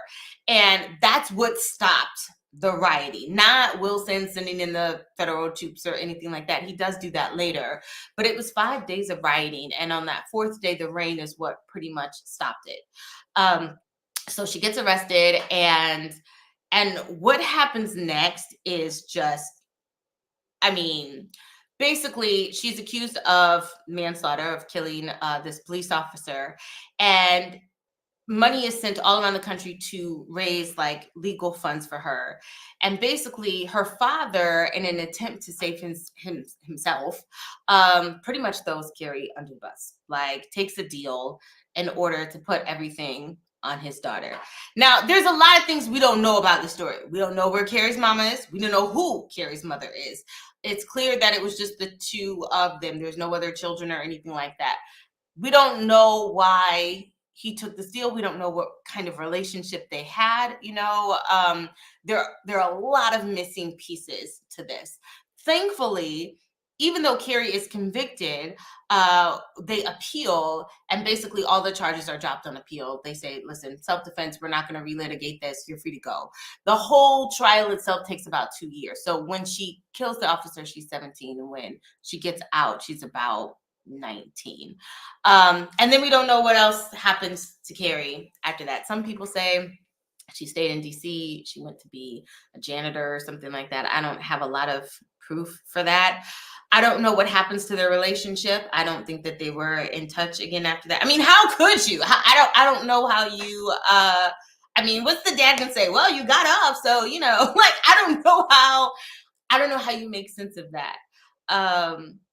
And that blew my mind. I think two things blew my mind. One, the fact that his daughter, that he sold out his daughter. But two, the fact that like a Black 17-year-old girl could kill a cop and then 2 years later, one, survive it, and then 2 years later walk away completely scot-free. I was just like, wow. Wow, we will never see that story happen again. You know what I mean? There are some stories in history that you were just like, yeah, that's not going to happen again because Black people are killed for so much less, let alone killing a police officer. But yeah, it had me pretty upset. Yeah, so okay, so Brittany's comment that we just put up there about it could have been strategic. That is literally the only way that I could make sense of it in my mind. But how, Sway? How? Congo would never withstand Cara. And neither would my father. No way. No, even if the daughter was like, I mean, okay, this is how it could be strategic. If we're going to take the silver lining or, give him a benefit of the doubt, I think maybe he said, listen, I'm a Black man. They will execute me. There's no way out for me. You're a girl. You're 17. It's not they're not gonna do X or Y to Z or you, whatever. Maybe that might have been the case. And who knows if maybe the lawyers actually said, this is the only way you're going to win. Pin it on her and then she can get acquitted later or, overturned. But that wasn't guaranteed either. I mean, the other saving grace too is that like the white press didn't really want to cover this story. I mean, the police community was ashamed that Wilson's killed by this girl. And like the newspaper headline says, officer killed by Negro. They won't say it was, which implies, okay, a man killed her. No, there's no mention that like there's a 17-year-old girl that does this. The wife, the widow of the police officer, they like moved to Canada. They have a young baby and they leave the country after this and never return. So the white press was not interested in actually like publicly litigating this story because it was shameful that he was killed by a girl. Like you got shot by a girl, like that's how I feel like they didn't want to pursue this story. Now, had Benjamin shot him, it's a different story. Had Benjamin, been, the perpetrator of this case, we have a different story, completely. But I don't know. I mean, by the time they're marched down to the street, everyone in the neighborhood knew it was Carrie. Nobody thought it was Benjamin that did this. So he was just not even a good marksman, huh? I don't think so. She was just shot. They knew. And then yet they kept their mouth shut. They didn't take the stand. Her daddy took the stand. Give him. Brave. No, absolutely not. No, but who knows? Maybe her name went off into the sunset, and maybe they had a Mia couple. Who knows? But this is hilarious. Play snitch, bitch.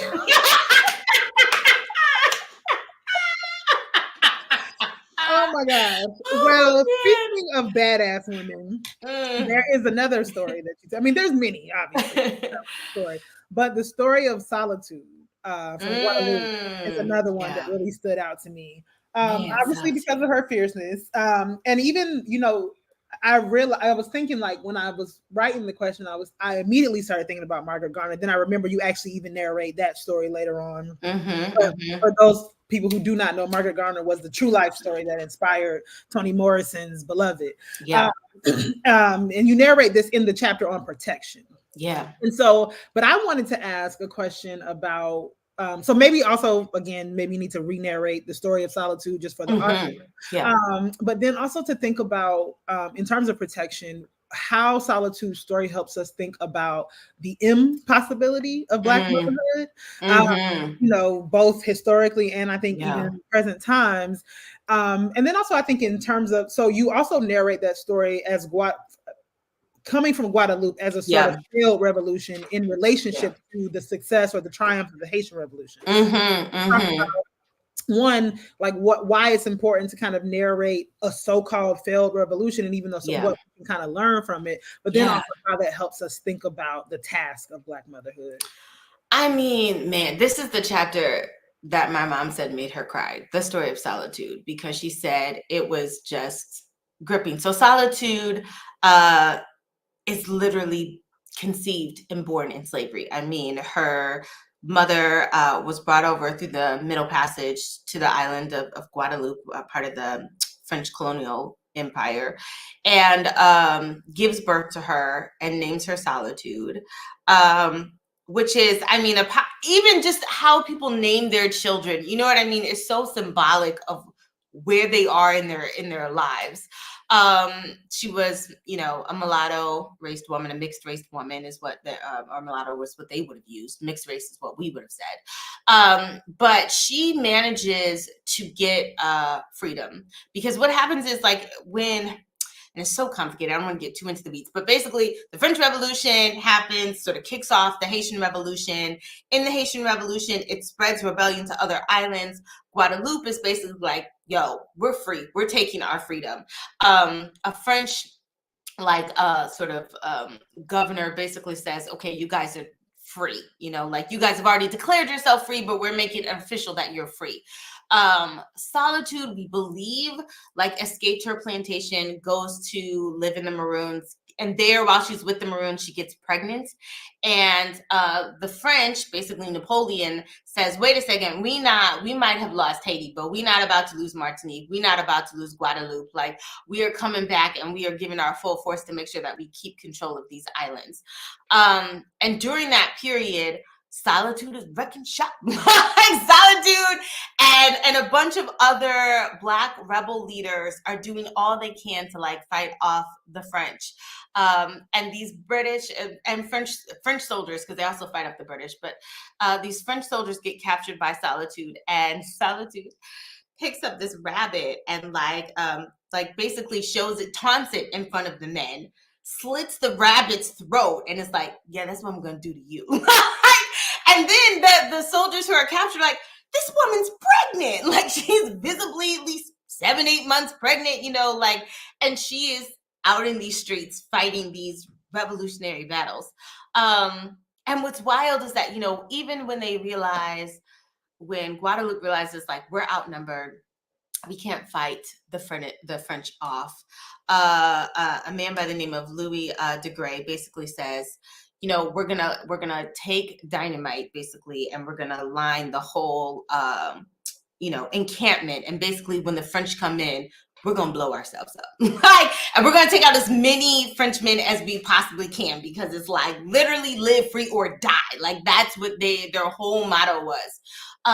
Some people say that Louis was, like, playing the violin where, like, bombs and stuff is going off and dynamite is going off. It's like very, I don't know, I see it in my head. It's like it's a movie. But Solitude gets captured, and when they capture her, they say, we're going to wait until you have your baby before we execute you. And that was not done as an act of mercy. That was done because her baby represented capital, and her baby represented another potential enslaved body. And so it was like, we can't execute her until she has her baby. Some say the baby was stillborn. Some say the baby went to the planters. Some say, the baby was, a free child that roamed the islands, taunting people. Like, there's a lot of different myths and stuff about what happened to Solitude's baby. We don't really know. What we do know, though, is that Solitude is marched to her own execution. Some witnesses say with her garments stained with breast milk, and that she's executed and killed. And the story is it's gripping for so many reasons. I mean, it's gripping because I've been pregnant multiple times. I have 3 children.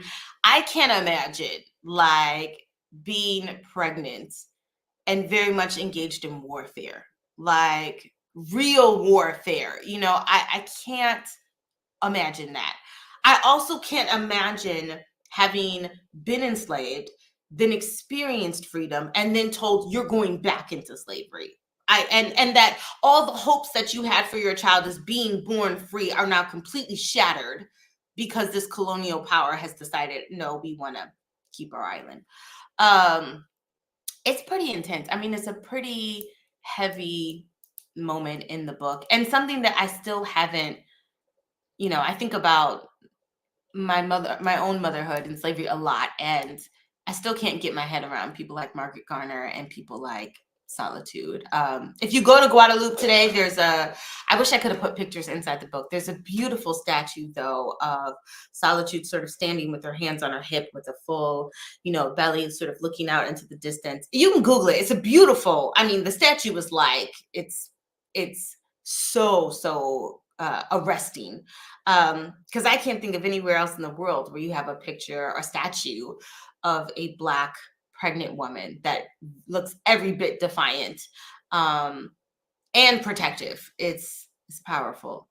So yeah, there's a lot to take away from Solitude. I mean, I don't even know if I'm answering your question at this point. I'm just telling the story. But it is. I found the picture, so I'm gonna try to share it. Yeah, the picture is it's just incredible. And I had wanted to go to Guadalupe too, because I wanted to actually see the statue, but they had a lot of unrest going on at the time. Yes, that's it. It's beautiful. The other thing though, that's like, and I talk about this in the book too, that like placement is so political. Statues are absolutely political, but placement is political because they put this statue not in a park where you sit under a bench and sort of look at her and think about like what she did with her life.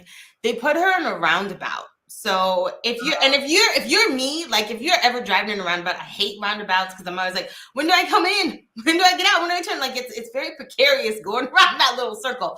So if you are fixated on how to get in and out of this roundabout with multiple traffic, you are not looking at the statue, and that's intentional. You are not meant to linger at her and think about her life. You are meant to just go around. And that to me is unfortunate. Like they really should have placed her in a park, in a town square, as this revolutionary mother that she is. But I think it was just enough that they could even get a statue of her made. And that's why they put her in a place where she's least accessible. Sorry, I was just thinking, I was looking at the picture, but I was also just thinking about, so you write about the Haitian Revolution and you write about this sort of failed revolution, right? In Guadalupe. And I just wondered if you could speak a little bit, when we think about refusal, why is it that we can turn to these past moments? But right now, Haiti is under reoccupation by the United States, by the United Nations, by the core group, and has been under attack. So, there was the assassination of Jovenel Moïse. Prior to that, it was in response to like the widespread general strikes. And then in 2021, there are uprisings in Martinique and Guadeloupe that got little attention, very little the solidarity, except for in like Black Agenda Report, like the very kind of left media. And so I wonder, what is it about our ability to sort of draw pride from these historic acts of rebellion and refusal and resistance, but then our inability or refusal to bastardize your use of refusal to engage in like the present reality, which are the costs of rebellion. These are the costs of revolution, right? Historically, especially for African people. And so I wondered if you could talk a little bit about that. I mean, first, I think when it comes to revolution, it is in a lot of ways a starting point. It is not the end. I think people think the revolution is the culmination, it's the end work, result of your fighting. It's actually not. It's actually quite the opposite. Like the hardest part of revolution is actually sustaining the victory. Like, because that's where the revolution lives out. Like that's where the liberation lies, on the other side of that revolution.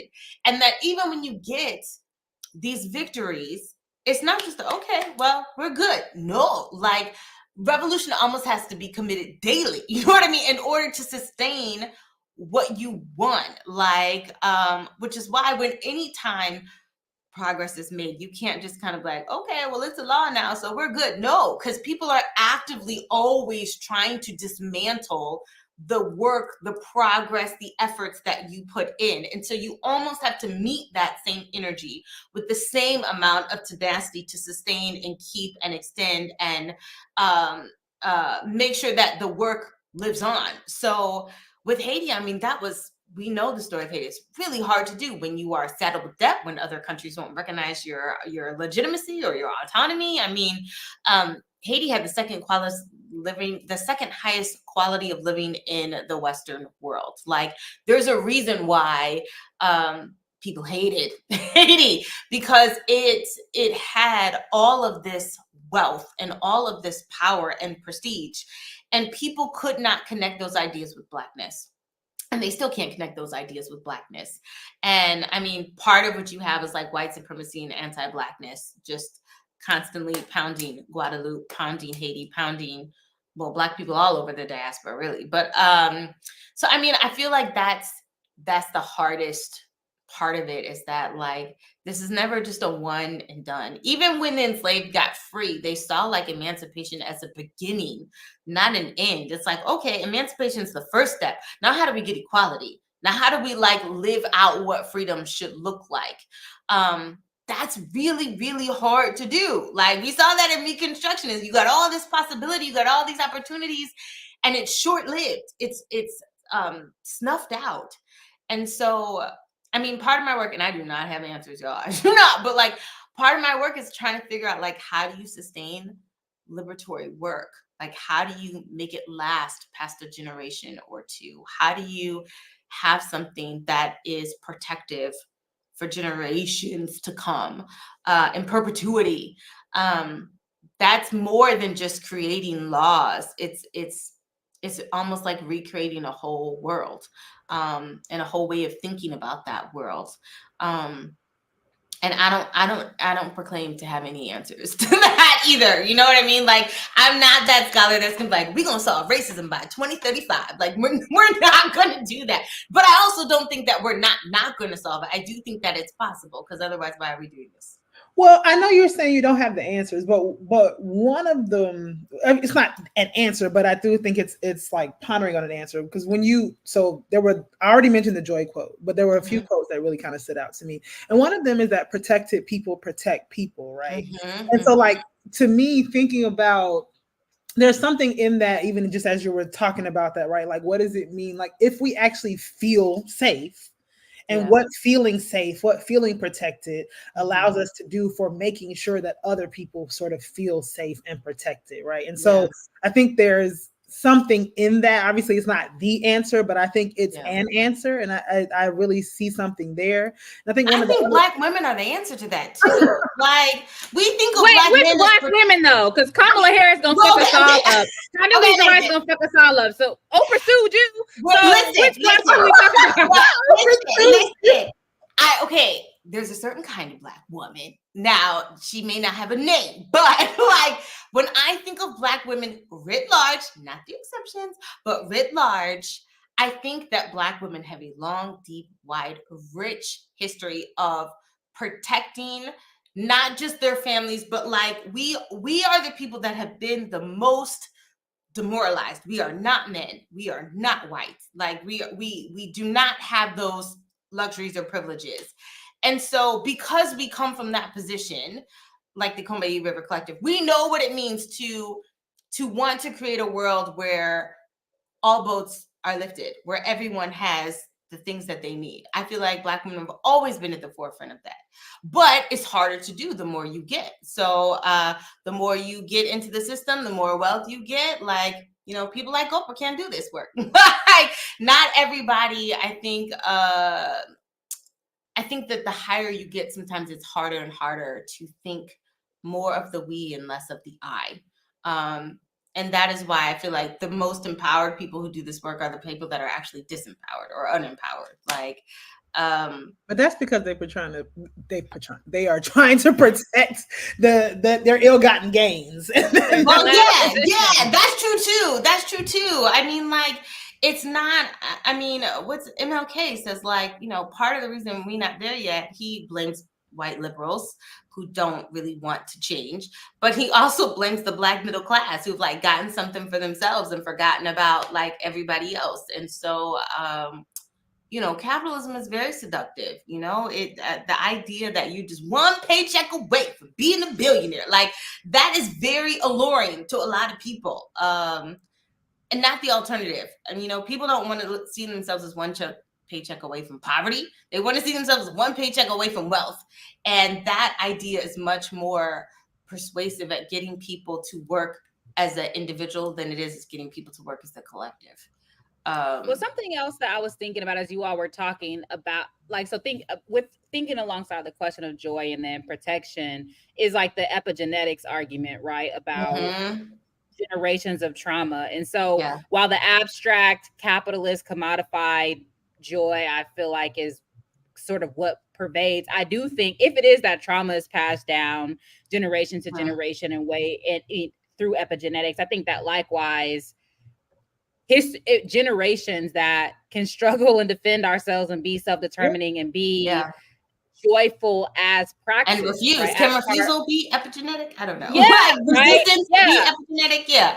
Yeah. And so that I think is, I don't believe, like, I hate the generational curses thing. It reminds me of like the original magic. Yeah. But also like it's not a curse. It is structural violence and repression and oppression. That is why we're fucked up. It's not something that happens metaphysically. It's not abstract. Yeah. Exactly. And so I'm thinking about that. Like if we take epigenetics seriously, then we have a responsibility to engage in struggle to the end of liberation. And it also reminds me of like this whole like argument about, if we're in solidarity with comrade, or we can hate our comrades, right? We don't have to like the people we struggle with. I disagree, because I've been in a collective, for example, with a nigga I hated. Excuse my language, but I wasn't pissing on fire to put him out. I think there's something in between there, right? It's like no, we can be comrades without being best friends. But like you said, I don't think you can be comrades and hating. You have to love your comrades, and love does not mean you have to be buddy, but it does mean radical response. I'm responsible for you. There has to be a kinship. I hate. Friendship is different from kinship. You know what I mean? Friendship means I have a meaningful relationship with you, but kinship is more like we have a common cause. You know what I mean? We have a common goal. I don't know how I feel about epigenetics, and maybe part of me is skeptical because this is like in college, but I did like a whole report on like Frederick Douglass's children and grandchildren, and then I started looking at other leaders and their descendants, and like that their activism is not genetic. Like a lot of these people's children don't go on. No, they're actually terrible. No, they're bums. No, they're bums. These kids are terrible. Be real. They're terrible. They're terrible, and they're spoiled, and they're entitled, and there is a lot of resentment because their parent was always gone. Douglass was always on the road. Du Bois was always gone. Like even Malcolm X was always on the road. I mean, like, they're not like models or examples for like how this work gets passed down, or how like ideas about resistance gets taken up. I mean, even with my own children, like I'm actively thinking about like the way that I grew up is not the way that my kids are growing up. My kids are growing up with way more privilege and way more access to things than I could have ever imagined. And that terrifies me, not because I don't want them to necessarily have it, but because I'm like, how do you get grit? How do you work hard? How do you care about other people? How do you that's something that I feel like the struggle, like when Douglas says, without struggle, there can be no progress. But like, I think there's some struggle that's good. There's also something else there though, because I mentioned on the show earlier today that I did a talk at the Caribbean Women Writers Association. And one of the things that I actually write about is being the child of parents who were politically active. But one of the things that I think, obviously, like my mom and dad weren't like Kwame Ture. But I do think that one of the things that is different though is how people actually relate to children. And what they understand, that children understand about what they're doing. Because I personally did not grow up with the resentment for the political work that my parents did. I grew up with an appreciation for it, but that's because I feel like my parents took time to explain what the work was, why it was important, but they also understood that as children, as much as they wanted to like fortify us in what the work that they were doing, they also understood that we still had to be children. And so like there was a balance between like, them being gone, but like making sure we were with my grandparents or we were with other people who loved us. And so I think that it's not just about like being this person who does these great things, but you also have to think about your role as a parent, right?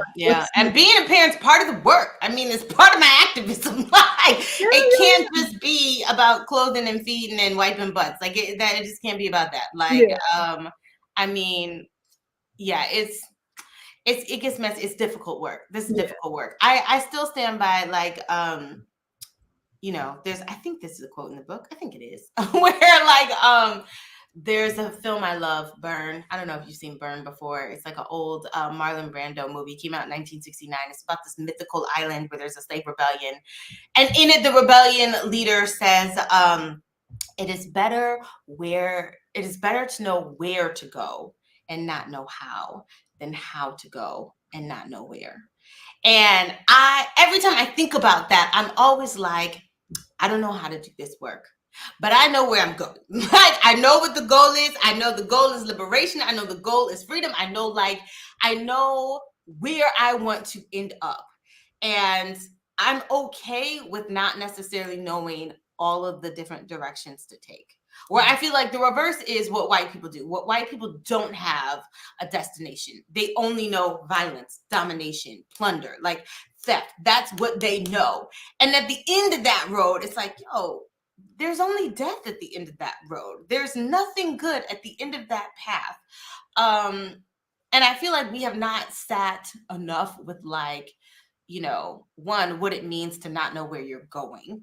But two, to be okay with trying different paths because you do know what the destination is, and you're all trying to work to get to that common goal or that place. I definitely I think that praxis is, I don't know. I think that praxis is being mindful of the how and the where. Mm-hmm. Because when we don't know the how, we have to have some sense of the how. This is how we get fucked up. This is how people think that Black capitalism is an answer, or that you can hate your comrades. Like, no, we have to know ethically. Yeah. We have to know how we relate to one another. We know it don't work. We know that. Right. We have some type of collective or community orientation. And so I think the saying sounds good, but I think that we have to have some sense of the how. We can't just be doing shit because this is how we wreck each other. Like, Layla, you have posted a quote from Ruha Benjamin that said, I think, be gentle with each other so we can be dangerous together. So we can be dangerous together. Yeah, and I think that how we do have to have some sense of how. We don't have to, we can't, and even knowing the where, that can be, that's entrapped. So much of our understanding of what is possible is entrapped in our current in the limitations, right? Of what we think is possible. When we think AOC is the left, then we're seen as fucking wild-eyed radicals, right? Yeah. And so I think that I would interrogate. But for me, it's harder to sort of figure out the how. Like, for me, like, I know I want, what I would like it to look like. I know, like, health and education and land and all these different concepts of like what feels admirable or human or basic or decent.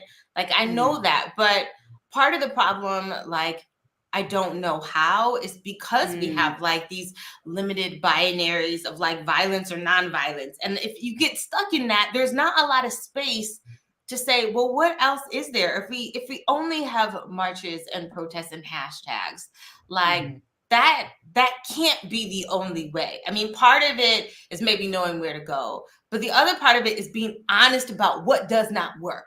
So we know Black capitalism won't save us. Like, okay, check that box. Like, we know hashtags ain't gonna do it. Check that box. So there's work that's being accomplished even in knowing what doesn't work. You know what I mean? Like, it's another thing we can say, well, like, there's no need to go down this path. We know it don't work. It's a dead end,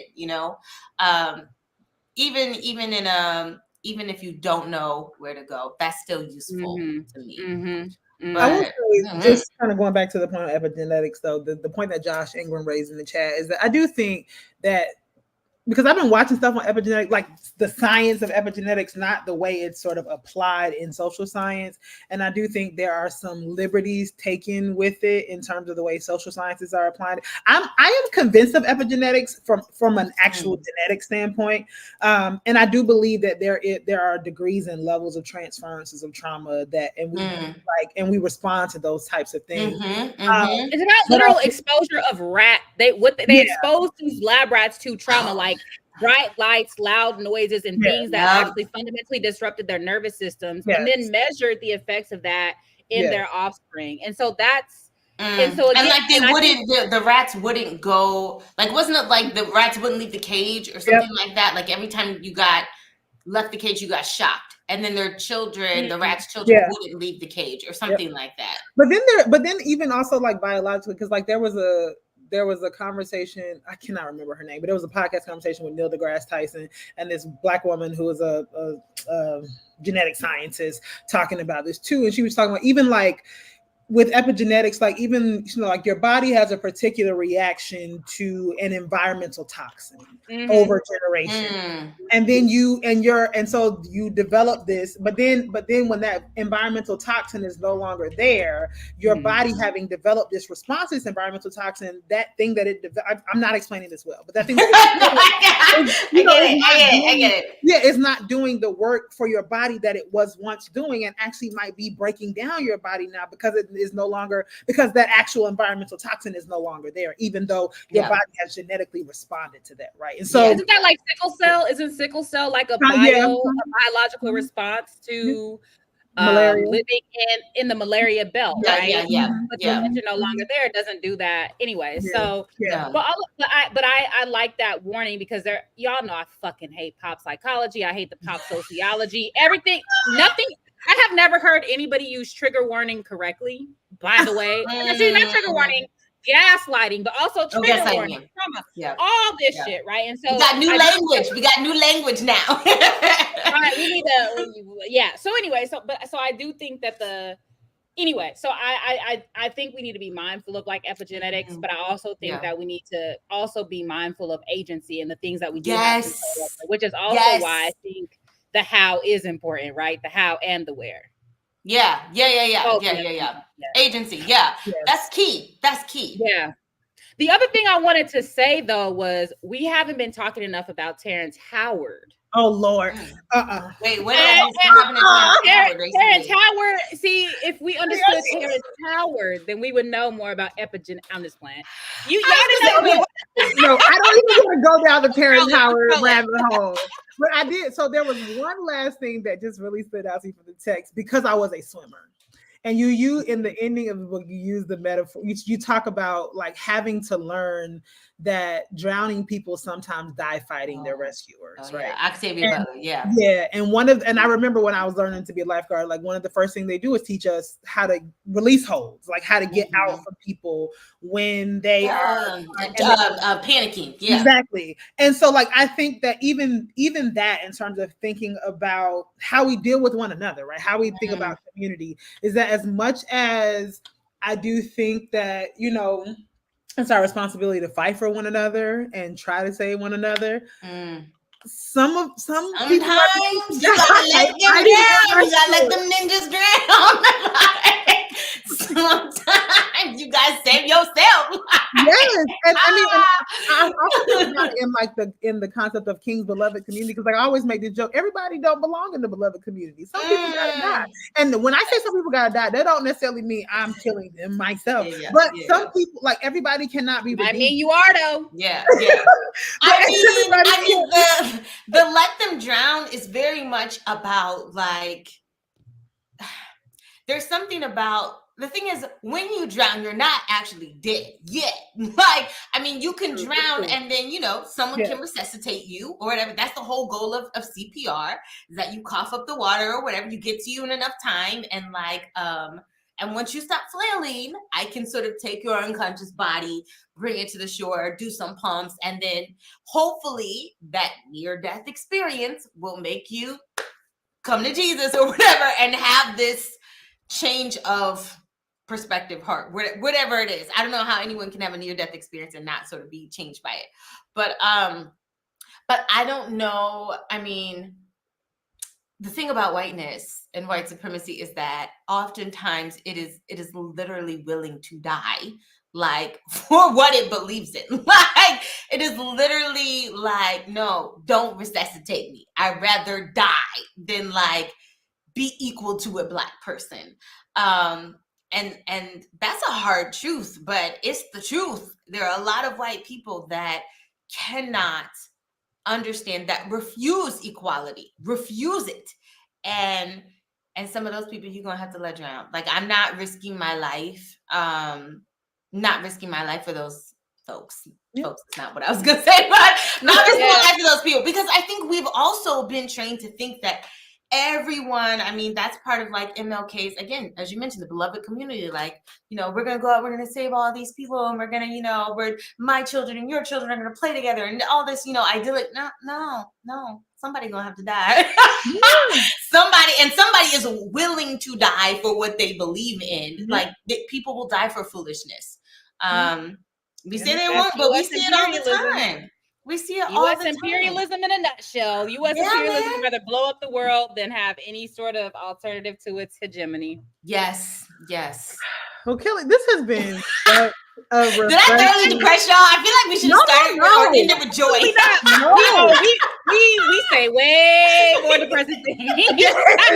I would actually say this has been quite spirited, because like usually we're making like, you know, sarcastic, kind of macabre jokes. I think this has been a really, I think, spirited discussion. I could tell from the chat that folks are really interested in the book as a result of this conversation, which, you know, is always a great thing. Yeah. You know that, you know, we this is even longer than we usually do our interviews. So this was joy for me. This was very pleasurable, very good. I can't thank you enough for having me on. Like anytime, I say this all the time, but like all authors just want to be read. We just want to be read. We write to be read. And like, so anytime someone will read your book, will sit with it, whether they like it or not, you know, it don't matter to me. I'm like, you took the time to read it. If you don't like it, that's fine. But like, just Sharice sending me a text message like, Kelly, I loved your book. You don't even understand. Like, it's just a privilege to be read. So to have someone like what you read, man, that's everything. It's everything. No, when I say a page turner, like a page turner. Thank you. I almost wish I hadn't read it so I could have the experience of it. I appreciate that. I love that. Well, thank you so much, girl. I know you got other things to do. Yes, I know. I wish I didn't have another meeting. Thank you so much again. And let's do this again. Can I say let's do this? Yeah, let's do it. Bye, guys. Bye. All right, thank y'all so much for sticking with us. This is like the vintage. This is like LDI times. But no, that was a great conversation, and I really do feel about this book. There's something for everyone. Like it's not the Communist Manifesto, but I think that it encompasses a range of radicalisms, right? From what we might call like a left liberalism to like revolutionary struggle. And I think that that's the type of book that we need, because we need all hands on deck, y'all. Like as much as I ain't even gonna name no groups because I don't want to be sectarian, but you know, as much as but this is a really good book. It's a good teaching book. I think it probably is good for political education. So yeah, pick it up. And the stories, like just to have them stories in your back pocket, like there's just so many that like if you needed a little bit of inspiration, remember Solitude. Let me tell you something. Her finding that fucking jump drive in the airport where she left. Well, you gotta tell that story because if people haven't read it, but yeah, so she was on her way to, I think, her brother's funeral, and she had this book on a jump drive, and she was pulling it out to work on the plane, could not find it anywhere. As luck would have it, she returned at the exact same gate from that funeral, just happened to reach down in the seat and found her jump drive. And I was like, girl, that was Black girl magic. Look, that's one of those like if you don't believe in God, if you don't believe in spirit, like something else was with her on that one. It's like that nobody jump drive. Yeah, this was 2020. Like, I'm gonna need you to get the cloud, girlfriend, because the jump drive is crazy. Well, I don't know about the cloud, because in watching what happened with African Stream, they have lost more than half of their drive because they have everything on Google Drive. Like they've lost transcripts of stories, like they've lost so much of their shit. And it's funny because my dad has always been anti putting everything on the cloud. Like, I want my shit. I want it on my hard drive. I want it for me. And I think, you know, obviously there's somewhere in between, but they are really like African Stream is really suffering the loss, not just of being cut off in terms of their, ability to have a platform, but even like the work they've done on the stories, because they were working in multiple locations, they've lost more than half of shit that they had. See, I use Dropbox, but I don't know who owns Dropbox. Probably some fucking same Microsoft. Yeah. Well, shit. Dropbox, OneDrive, Google Drive, whatever it is, like just still have your hard copy. Yo, Jump Drive, put your Jump Drive on a keychain with a fucking AirTag. Get that terabyte drive and keep it moving. But all right, y'all. Thank you for hanging with us. Again, we are going to post the full interview with Mike Goldfield on the BLM platform. Too Black, you heard that. So we'll send you the file. He's the man that makes it happen. But yeah, thank you so much. The person whose name said in the comments that they would be willing to do our intro graphics for us, but please reach out to us. Ashy Knuckles. I'm sorry. Every time Ashy Knuckles shows up. That is funny. All right, y'all. But we'll catch y'all next week.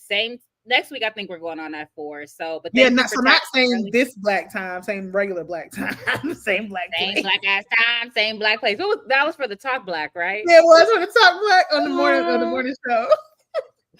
What up, ladies? Well, Ashy Knuckles, you ashy and late because we out. But you can rewatch the whole episode now.